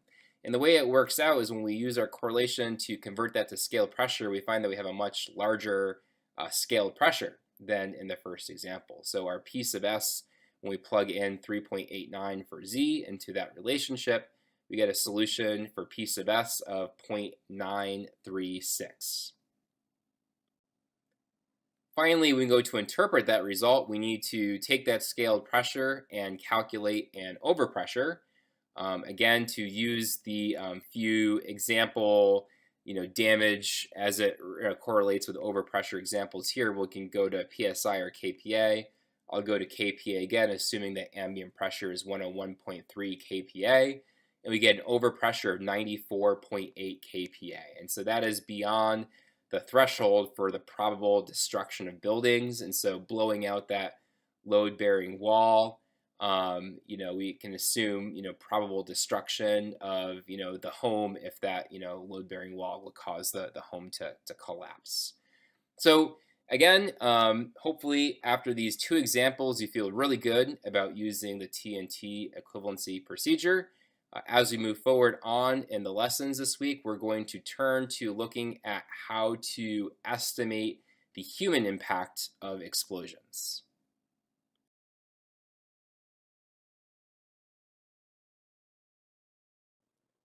At the end of this lesson, you are expected to acquire or improve upon the ability to define and describe a boiling liquid expanding vapor explosion, or a BLEVE. In this video, I'm going to define and describe what a BLEVE is, and after this, you should watch the linked video to get a more visual presentation of a BLEVE. So a BLEVE, as mentioned, is a boiling liquid expanding vapor explosion, and it's a type of explosion that's very important to understand in the context of chemical processes. BLEVEs occur due to the rupture of a vessel that contains a liquid at a temperature above its atmospheric boiling point. The subsequent BLEVE is the explosive vaporization of a large fraction of the vessel contents, possibly followed by combustion of the vaporized cloud if there is an ignition source and it's combusted. So this type of explosion can occur when a fire, which is external to the tank, heats the volatile contents in the tank. As the temperature of the material in the tank increases as it's being heated by the fire, the vapor pressure of the liquid within the tank increases.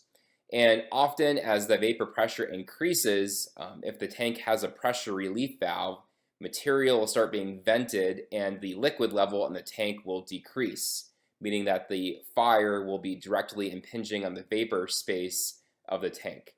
And so eventually the structural integrity of the tank will become compromised, and if the tank ruptures and the volatile material is lost and quickly vaporized with an ignition source, that's where you get the explosion. So again, please watch the linked video to get a visual presentation and picture of what a BLEVE is.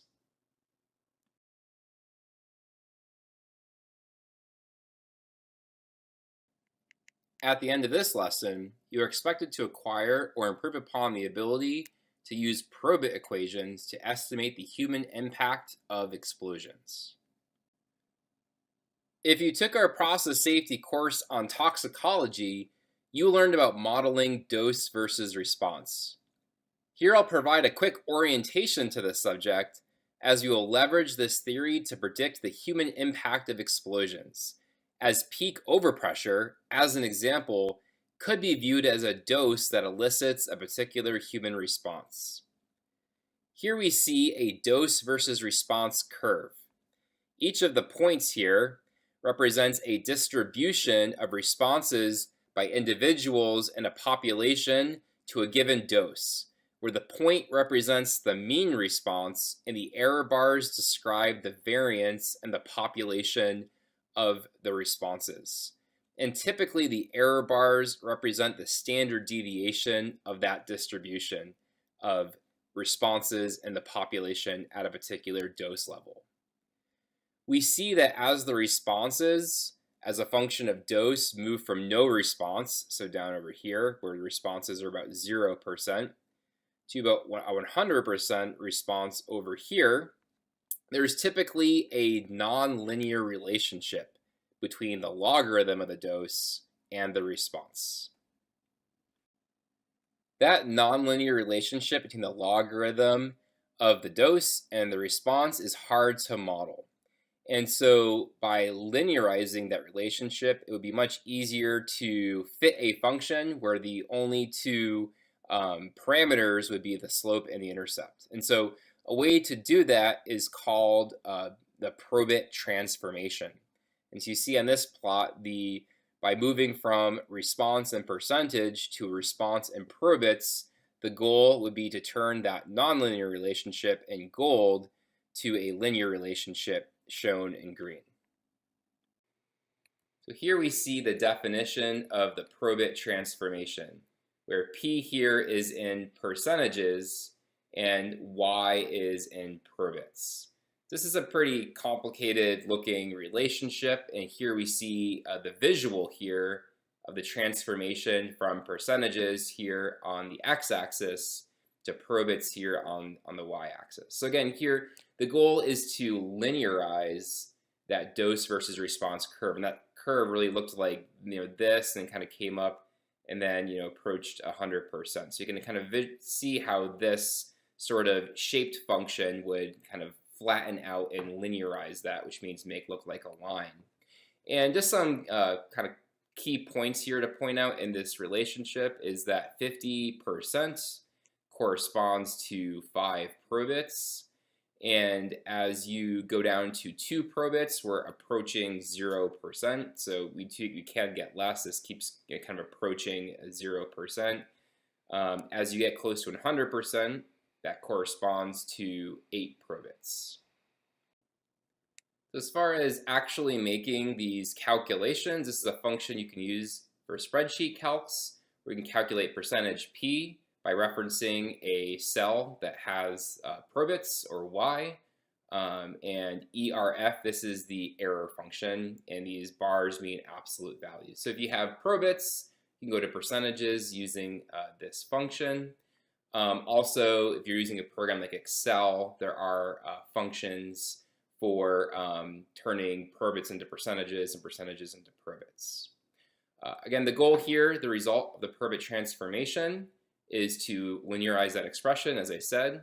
And so here, y being probits, what you're fitting to that relationship is 2 parameters, k1 being the intercept and k2 being the slope, where v is the causative variable, which is often the dose. So we're talking about dose versus response curves, but that causative variable could be something like the peak overpressure, and you can look at the impact of the peak overpressure on some particular human response, which will be what's useful for us in the context of evaluating blast damage on humans. So if you want to learn a lot more about the probit transformation and fitting dose versus response curves, I do refer you to the lesson in the toxicology and chemical reactivity process safety course.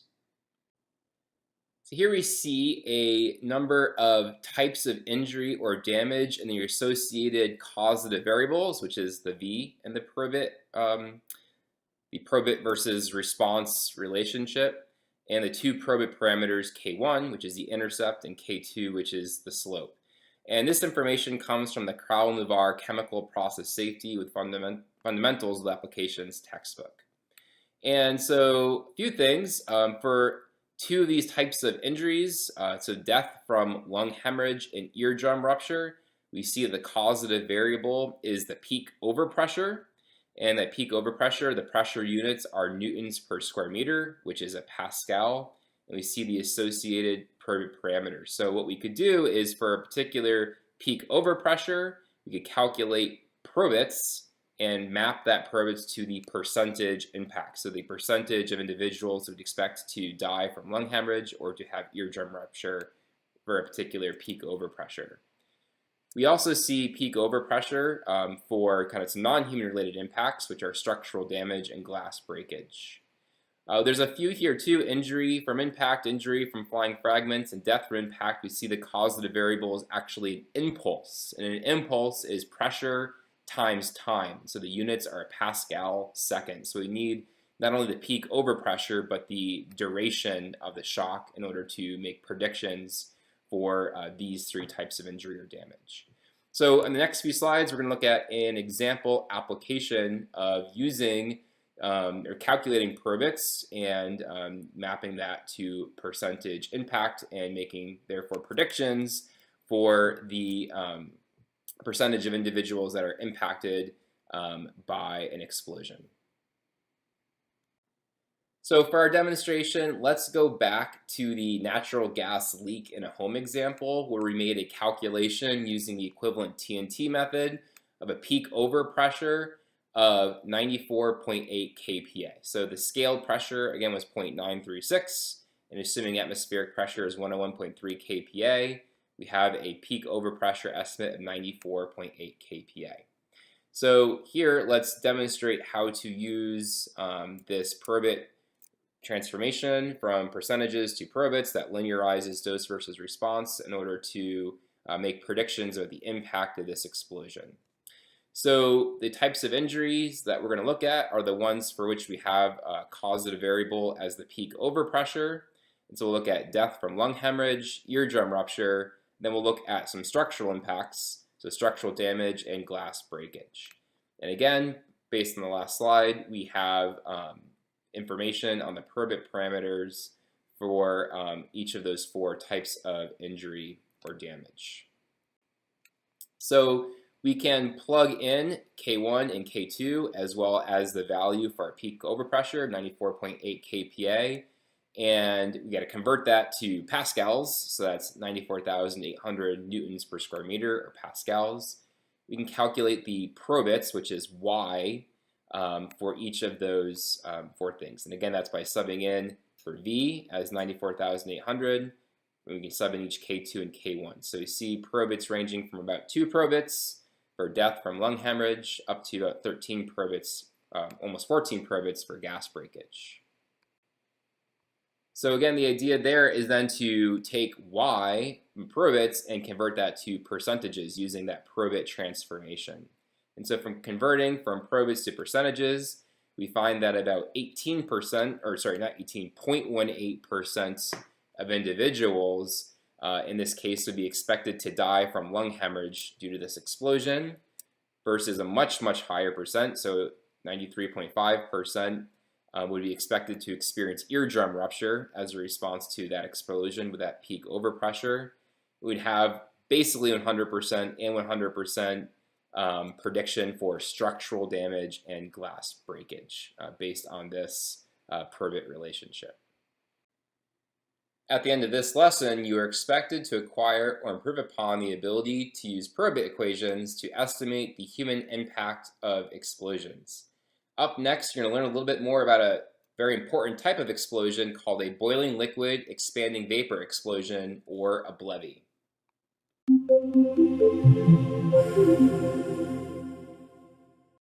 Welcome to this next module. We will delve more deeply into explosions. So far in this course, you've seen and reflected on 2 incidents involving explosions.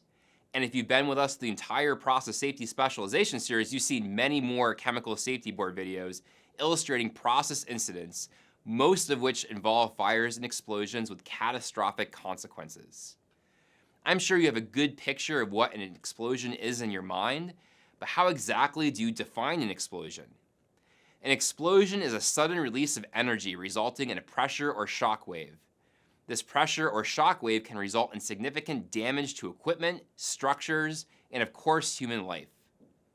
Explosions can be classified as a detonation or a deflagration. In this module, you'll learn about these types of explosions and how they differ.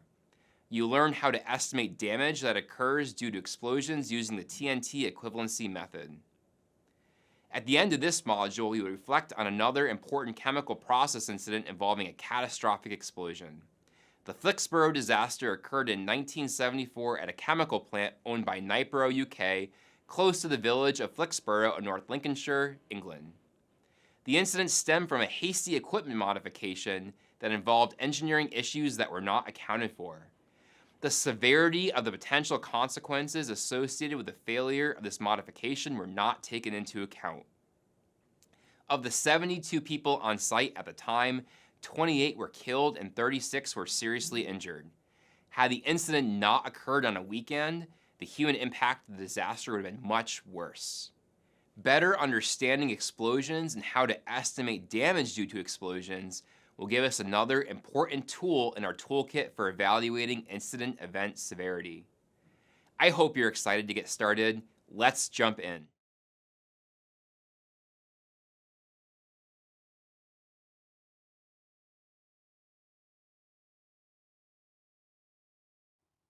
At the end of this lesson, you are expected to acquire or improve upon the ability to identify control measures to prevent and mitigate damage due to fires and explosions.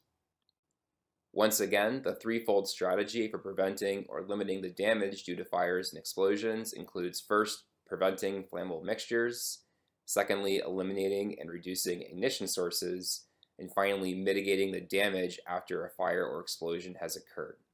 In this video, we're going to look at a few ways one could mitigate the damage after a fire or explosion has occurred. The first example control measure we will discuss is ventilation, which is really a preventative control measure and not a mitigative measure. Ventilation serves to dilute explosive vapors with air such that they are outside the mixture's flammability region. These images show parts of ventilation systems for buildings, but open air plants are recommended when possible, as average wind velocities are generally sufficient to dilute chemical leaks that may exist in a plant. Sprinkler systems is another example of a control measure that can be used to contain a fire in a specific area. A network of sprinkler heads should be mounted in a high location, and when activated, they disperse a fine spray of water over the area. To ensure that the safeguard is functional, these systems should be maintained and connected to an adequate and uninterrupted water supply. When activated, the water released from the sprinkler systems can cause significant damage, but this damage is almost always lower than the damage that would result from the fire without the sprinkler system in place. There are many other control measures for mitigating damage due to fires and explosions that can be categorized as passive or active fire suppression systems. Passive systems do not need manual or control actions. Examples include fireproofing, as seen in this image, and firewalls. Active systems do require manual or control actions, such as the sprinklers that we discussed on the previous slide, deluge systems, or emergency responders. The final control measures that we'll talk about are explosion-proof equipment and instruments. In the United States, most safety practices for electrical installations are based on the National Electric Code, or the NEC. Process areas can be classified as XP, which means explosion-proof, or non-XP. And in an XP area, electrical equipment and some instrumentation must have special explosion-proof housings. Area and material classifications are used in the design of electrical equipment and instrumentation, and they are based on the presence of specific chemical types and the probability of materials being in flammable or explosive regions. Area classes are related to the nature of the flammable material.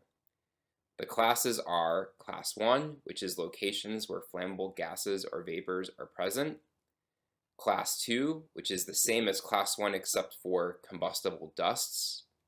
And Class 3, which is locations where combustible fibers or dusts are present but not likely to be in suspension. Groups designate the presence of specific chemical types.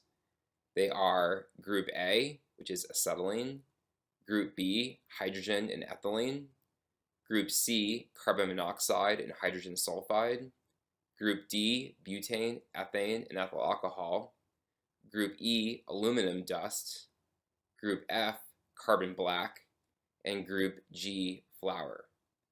Chemicals that are grouped together have equivalent hazards. Finally, division designations describe the probability of the material being within flammable or explosive regions. Division 1 means that the probability of ignition is high. Flammable concentrations are normally present. And Division 2 means hazardous only under abnormal or emergency conditions. Flammable materials are normally contained in closed systems. In this lesson, you learned some example control measures to prevent and mitigate damage due to fires and explosions.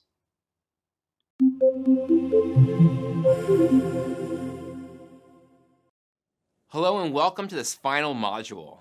Now that you know a lot more about fires and explosions, including how to identify flammable atmospheres and how to estimate damage due to explosions, it's time to talk about how to prevent these potentially catastrophic events. Back in Module 1, you learned that in order to have a fire, you need a fuel, an oxidizer, and an ignition source.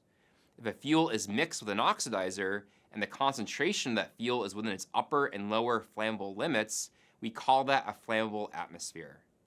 In the first part of this module, you will learn how to prevent flammable atmospheres using inerting while taking vessels into and out of service. Next, we will turn our attention to static electricity as a potential ignition source. Earlier in the course, I mentioned that to prevent fires, one needs to prevent flammable atmospheres, as ignition sources can be hard to control. Here we'll see more clearly why this is.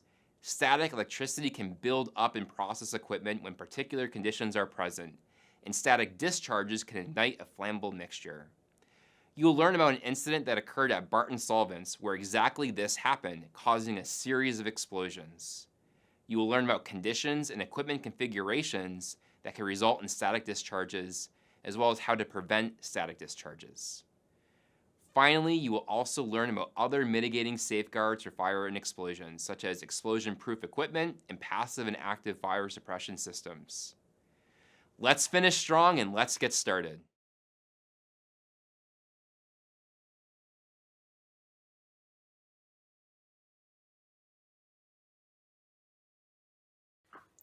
At the end of this lesson, you are expected to acquire or improve upon your ability to describe how to prevent flammable atmospheres using inerting, and to define the out-of-service fuel concentration and the in-service oxygen concentration.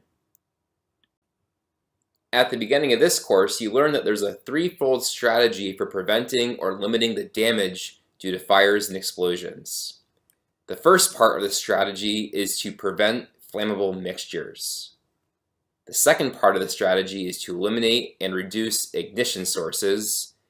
And the final and third part of the strategy is to mitigate damage after a fire or explosion has occurred.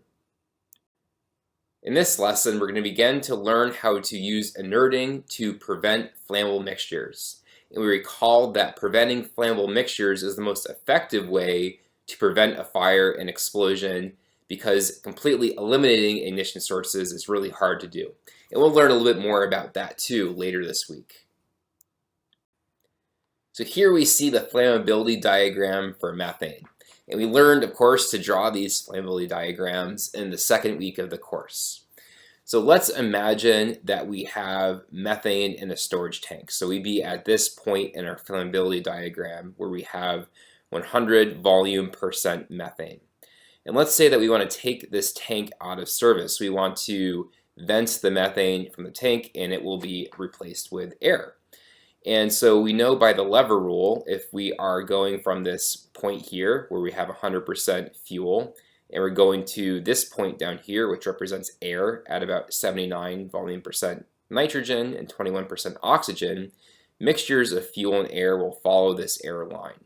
So as we begin to remove the fuel and air enters the tank, we'd follow the air line, and at some point we would reach the upper flammability limit, and for a period of time we'd have a mixture that falls between the upper and lower flammability limits, and we'd have a flammable mixture. So if we were to have an ignition source, we would have a fire. So we'd have a hazardous situation here. So you might ask the question, is there any way that we can avoid this flammability zone? Is there anything we can think about to avoid the possibility of having a flammable mixture? And so that's where inerting comes in. And so you can imagine an inert gas has no oxygen, so we could think about the inert being nitrogen.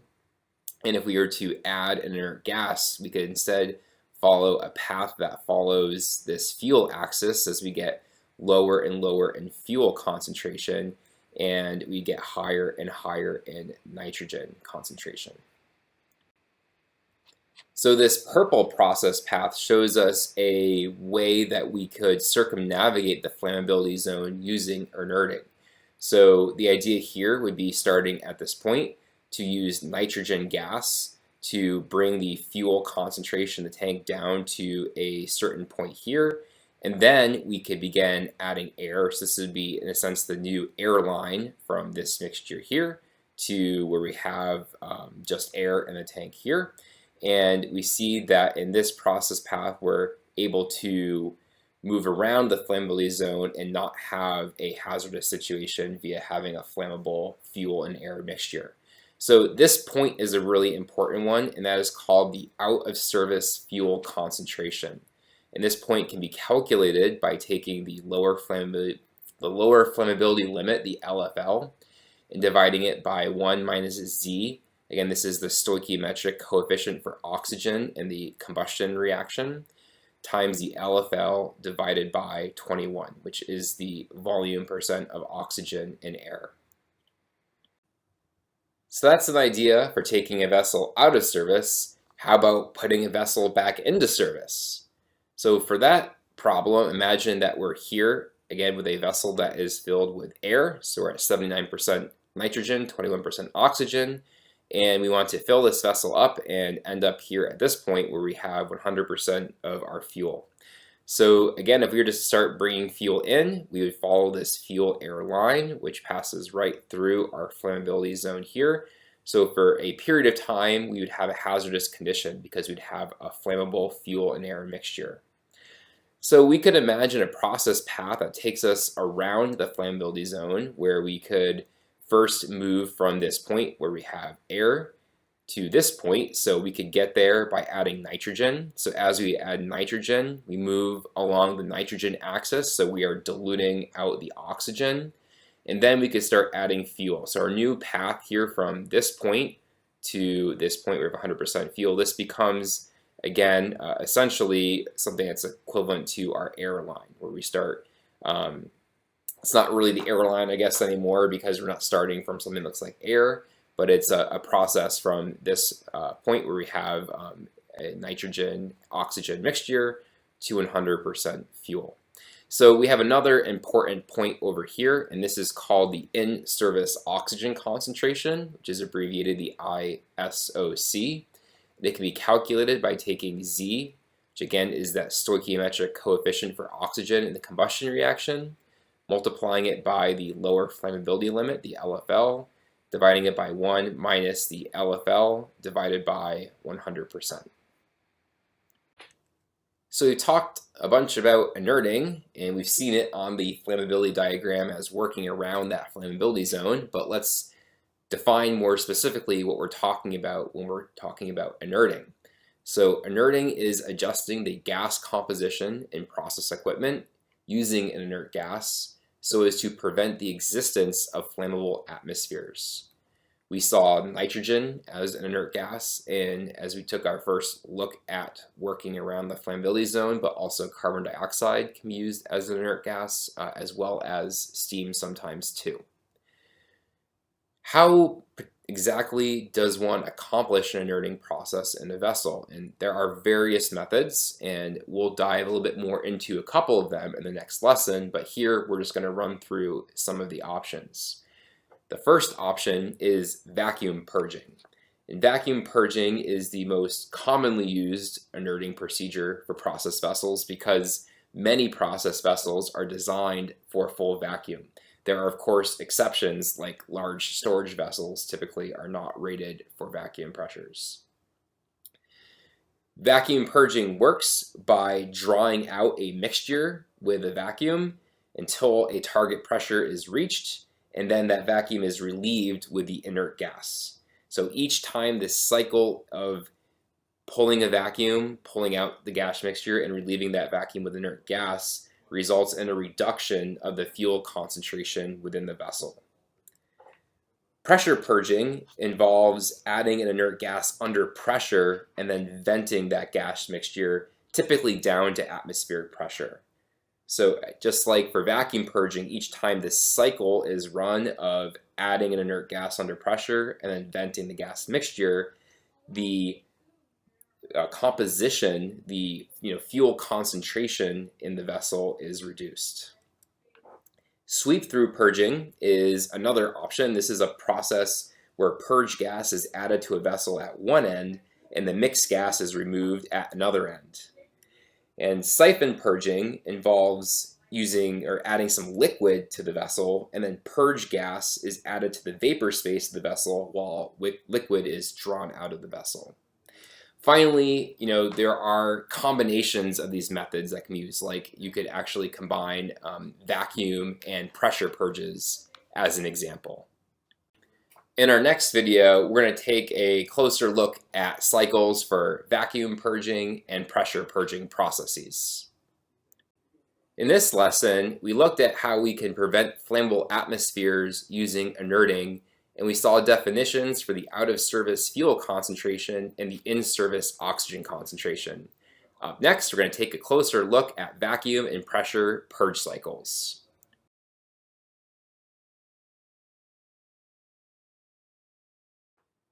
For our first example, we're going to look at a flammability diagram that we looked at as an example in the second week of this course, and that is for methane. And so you see on the slide the flammability parameters for methane, the lower flammability limit, the upper flammability limit, the lower oxygen concentration, or the limiting oxygen concentration, I should say, the lower oxygen limit, and the upper oxygen limit. And so we practiced how to draw the flammability zone, and here we're going to look at how to make a calculation or just describe a procedure really to take this vessel out of service. And so we are going to have a methane fuel in a tank, and so we're going to be at this point right here.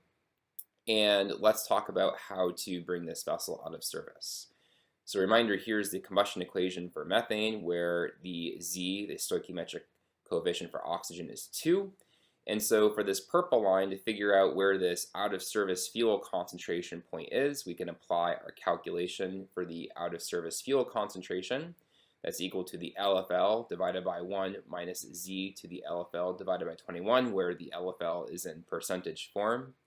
And so we could sub in 5% for the LFL and 2 for Z, that stoichiometric coefficient, and find that this point down here for the out-of-service fuel concentration will be 9.55%.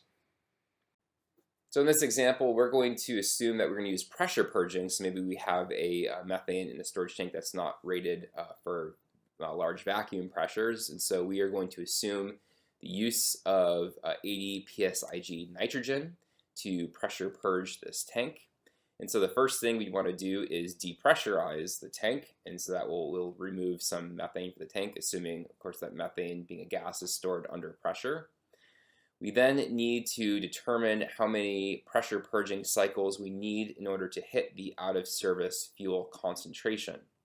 And so we recall from our last lesson that we can make a calculation for the J number of cycles by defining the mole fraction of the target component, which in this case is the fuel, since we have the out-of-service fuel concentration. After J number of cycles, to be equal to the initial mole fraction of fuel in our mixture times PL over pH to the J number of cycles power. So we can solve for J. J would be the log of the final mole fraction, Y sub J, over the initial mole fraction, Y sub 0, divided by the log of the low pressure, P sub L, over the high pressure, P sub H. So the low or the final mole fraction is the out of service fuel concentration, which we calculated to be 9.55% or 0.0955. The initial mole fraction is 1 because we have 100% methane in the tank. And PL is atmospheric pressure because we depressurize the tank, so 14.7 psi. The high pressure here this is 80 psig, so we add 14.7, and so that's 94.7 psia. And the solution is 1.26 cycles. And so because we wouldn't have fractional cycles, we'd round that up, and we would need 2 pressure purging cycles to meet and then even exceed the out of service fuel concentration. So again, because we would run 2 cycles, more than 1.6, the actual fuel concentration that we'd reach after the 2 cycles would be less than the out of service fuel concentration. Finally, the last step would be to replace the fuel and inert mixture at the out of service fuel concentration with air to evacuate the rest of the methane from the tank.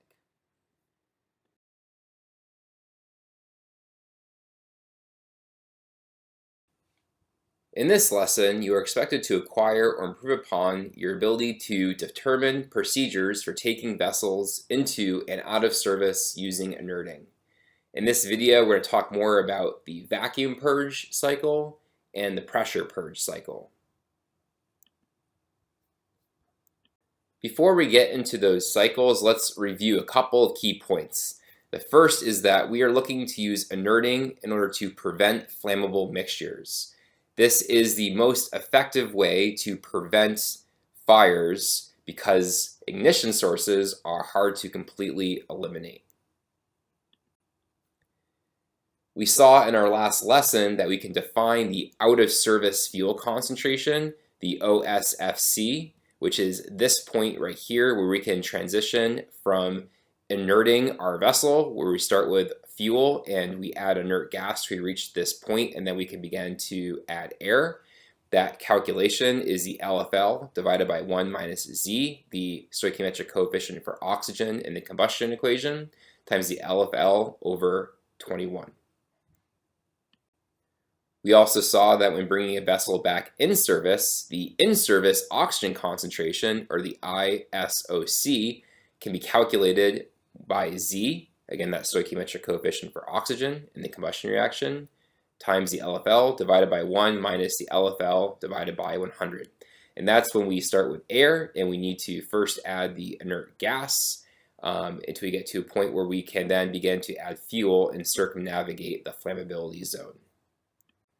So what we're going to be learning next is whether it be in this situation where we're adding inert gas to get from this point here to this point here, or if we're bringing the vessel out of service, we're going from this point here to some out of service fuel concentration over here, how exactly do we design a process that will add inert gas and move us along this purple process line?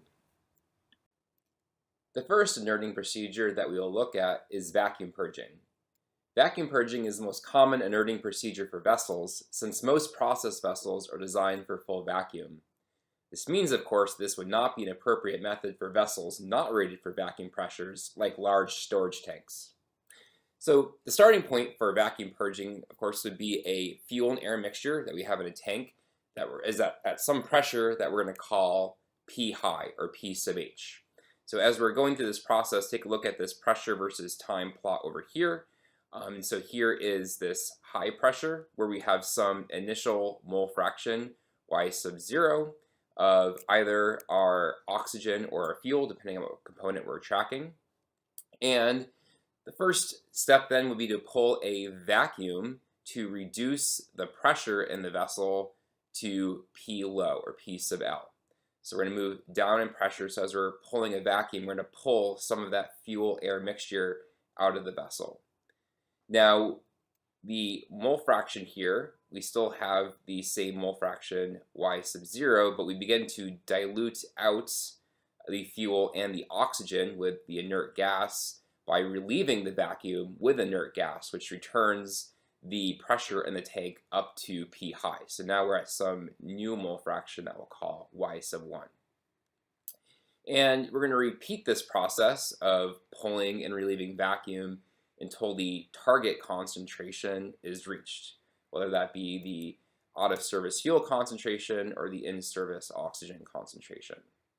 So we can calculate the number of cycles. First, we are going to need to make an assumption about how pressure and volume and temperature relate to each other. And if we assume an ideal gas, so our equation of state would be PV equals nRT, we can make a calculation for the mole fraction of component I after the first cycle. That would be the number of moles of I over the total number of moles. And the number of moles of I would be this mole fraction, Y sub I, at this initial mixture, sub 0, times the low pressure, P sub L, times the volume over the gas constant R, times the temperature. And we would divide that by the total number of moles, where we have the high pressure times the volume divided by the gas constant times the temperature. Right, so we're looking at the total number of moles, right? N equals PV over RT. And now we have this new mole fraction, Y sub 1 over here. And to get to that point, we had an initial mole fraction, and we've diluted it by bringing it down to this low pressure and pulling some of that fuel-air mixture out. So to simplify and crossing out the gas constants and the temperatures, we would have a solution for Yi sub 1 after the first cycle, equal to Yi sub 0, that initial mole fraction, multiplied by the fraction of PL over pH, the low pressure or the vacuum pressure, and pH in the denominator being the high pressure, which in this case is the initial pressure in the tank. So we can complete this calculation by looking at multiple cycles. So you could make a calculation for cycle 2 and 3, and you would find that we would calculate the mole fraction of component I after j cycles being equal to that initial mole fraction, Yi sub 0, times the ratio of PL to pH raised to the j power, where j is the number of cycles. And we could also calculate the moles of nitrogen gas or inert gas that we've used by taking the number of cycles j and multiplying that by pH minus PL times the volume of the tank divided by RT. The other inerting process we're going to talk about is pressure purging, where we can add inert gas under pressure to dilute out our fuel and our oxygen. And so again, we can watch this cycle over here on this plot of pressure versus time. And our starting point here, again, will be the fuel-air mixture, but this time the starting point we're going to call PL. So this was kind of the same thing as pH on the previous diagram, but since we're not pulling a vacuum, we'll be adding a gas under pressure. This pressure in the tank is going to be the low pressure, in this case, PL.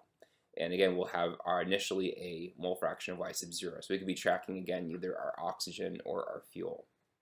So the first step would be to add inert gas under pressure to bring the pressure up to pH. And since we're adding inert gas, we would see a change in the mole fraction of the component we're watching to a new mole fraction, Y sub 1. We would then vent the gas back down to the low pressure. So again, here we're removing some of this fuel, air, and inert gas mixture. And so we don't see a change in the mole fraction here. But then again, we could repeat the cycle. We could add more inert gas and get to another mole fraction, Y2, and we would repeat this process again until we reach our target concentration.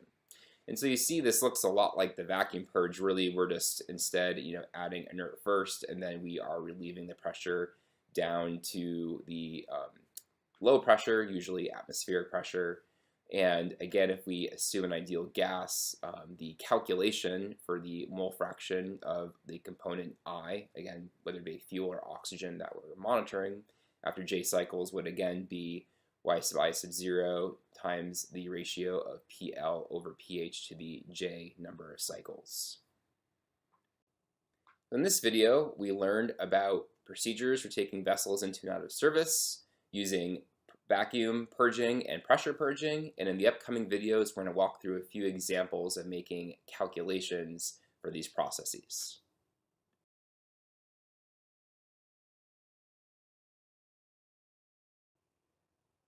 In this example, we're going to do another description of a process for taking a vessel out of service, and we are also going to look at how to take that vessel back into service.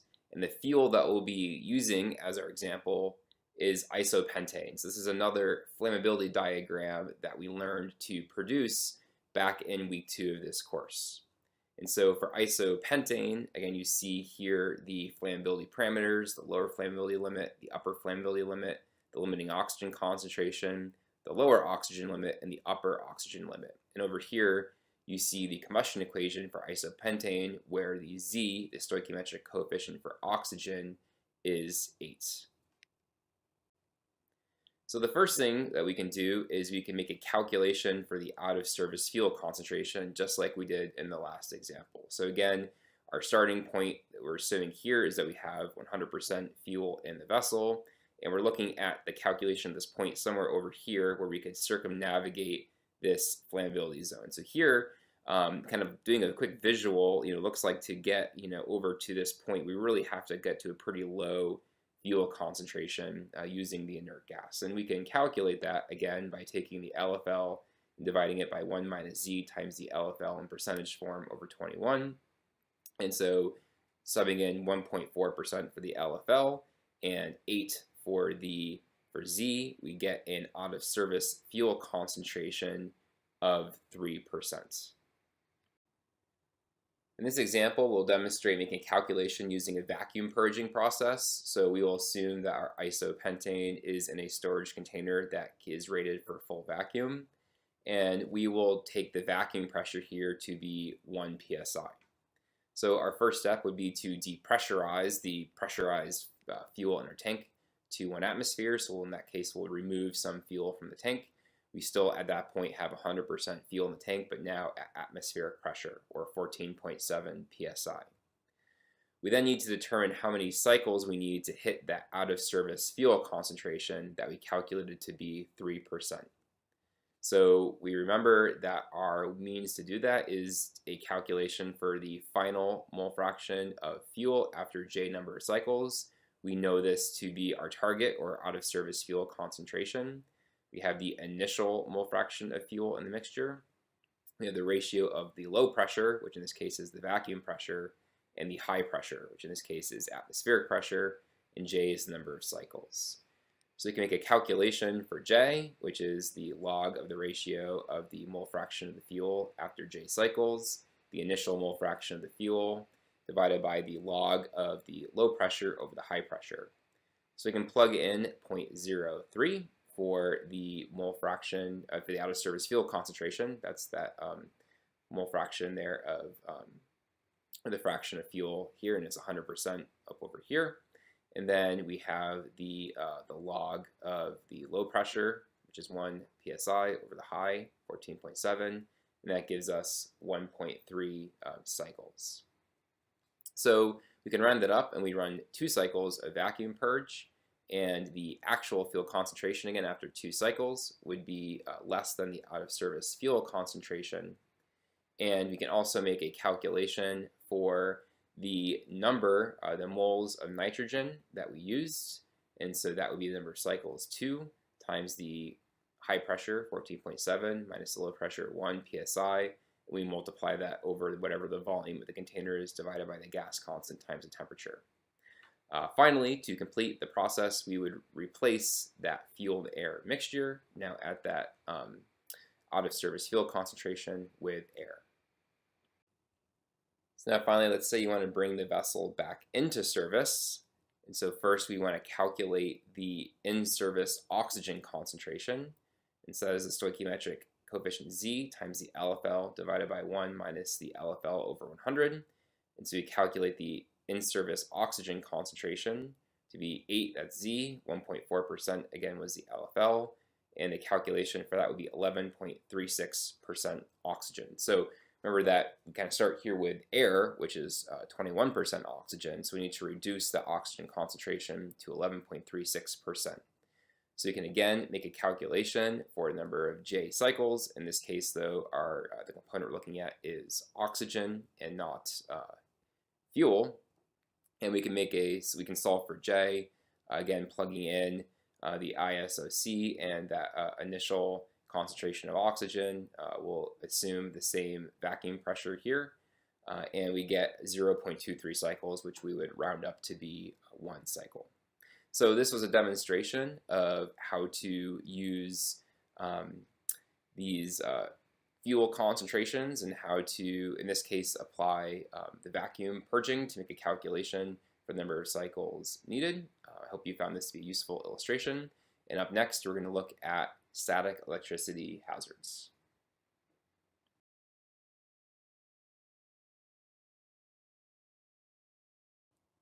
At the end of this lesson, you are expected to acquire or improve upon the ability to identify static electricity ignition hazards in industrial processes and to describe how to prevent the buildup of static electricity. Previously, we discussed the threefold strategy for preventing or limiting the damage due to fires and explosions. That was to first prevent flammable mixtures, second to eliminate and reduce ignition sources, and third to mitigate the damage after a fire or explosion has occurred.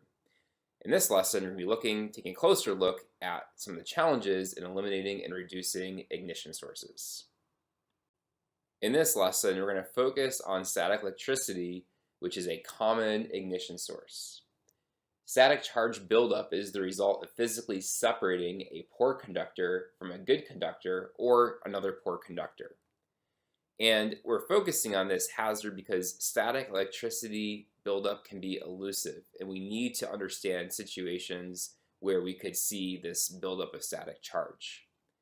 Some common industrial examples that could lead to a buildup of static electricity include pumping a non-conductive liquid through a pipe, mixing immiscible liquids, pneumatically conveying solids, and leaking steam that contacts an underground conductor. So as I said before, static charge buildup is the result of separating a poor conductor from a good conductor or another poor conductor. And what happens is electrons may become trapped on one surface, yielding charge accumulation. For industrial operations where flammable vapors may be present, and so all you need is an ignition source to start a fire, a charge accumulation exceeding 0.1 millijoules per second is considered to be dangerous. And that is very easy to generate. For example, walking across a carpet can generate 20 millijoules and exceeds several thousands of volts. Here we will look at an illustration of some conditions that could result in static charge buildup. Imagine a fluid in a non-conductive vessel, such as one made of glass or plastic. Now imagine we introduce a liquid flow into this vessel.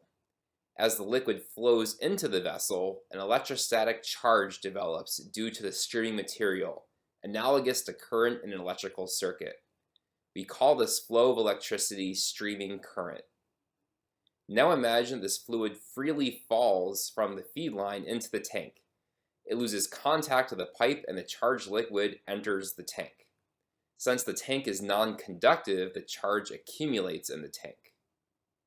Now let's say there's an instrument in the tank, such as a thermocouple.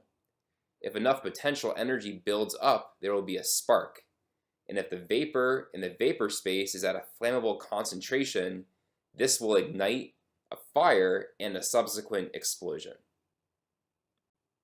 So in summary, some of the key things to look out for when trying to identify static electricity charges are vessels and pipes made of glass or plastic, low conductive liquids, and free fall of liquids into vessels. In this illustration, again in our non-conductive vessel, we will see a few ways in which to prevent the buildup of static electricity. The first is to connect conductive materials to ground, which reduces the voltage of the system to ground level or zero voltage. Since the vessel in this illustration is non-conductive, the material inside the vessel can be grounded using a tantalum insert or metal probe, which is shown at this location here. Bonding can also be used to reduce the voltage difference between two conductive materials to zero using conducting wire. Another example of a method to prevent the buildup of static electricity is an extended feed line, or dip leg, shown here. This reduces the electrical charge that accumulates when the liquid is allowed to free fall. One potential issue with using a dip leg is that siphoning, or reverse flow of the liquid, could occur when the flow is stopped. One method that is commonly used to break a siphon is to place a small hole in the dip pipe near the top of the vessel. In this lesson, we looked at how one could identify static electricity ignition hazards in industrial processes and how one could prevent the buildup of static electricity. In the next video, you're going to learn more about static electricity hazards by viewing a U.S. Chemical Safety Board video on an incident that occurred at Barton Solvents.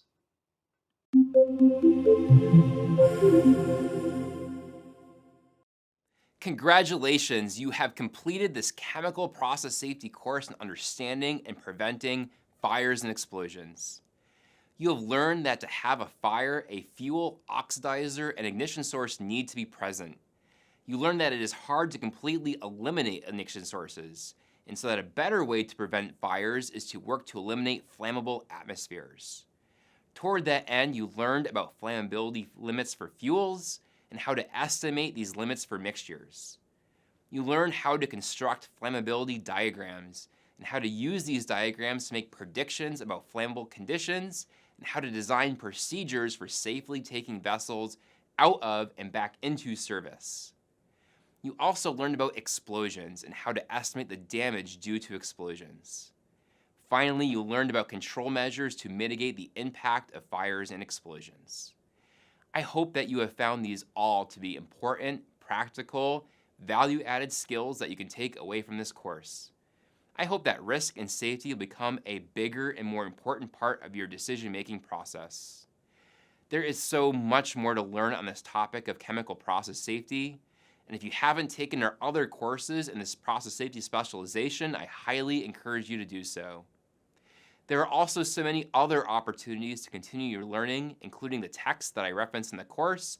And as I have said in every course, I encourage you to check out the Safety and Chemical Engineering, or SACH modules, available through the American Institute of Chemical Engineers through collaboration between the Center for Chemical Process Safety and various universities.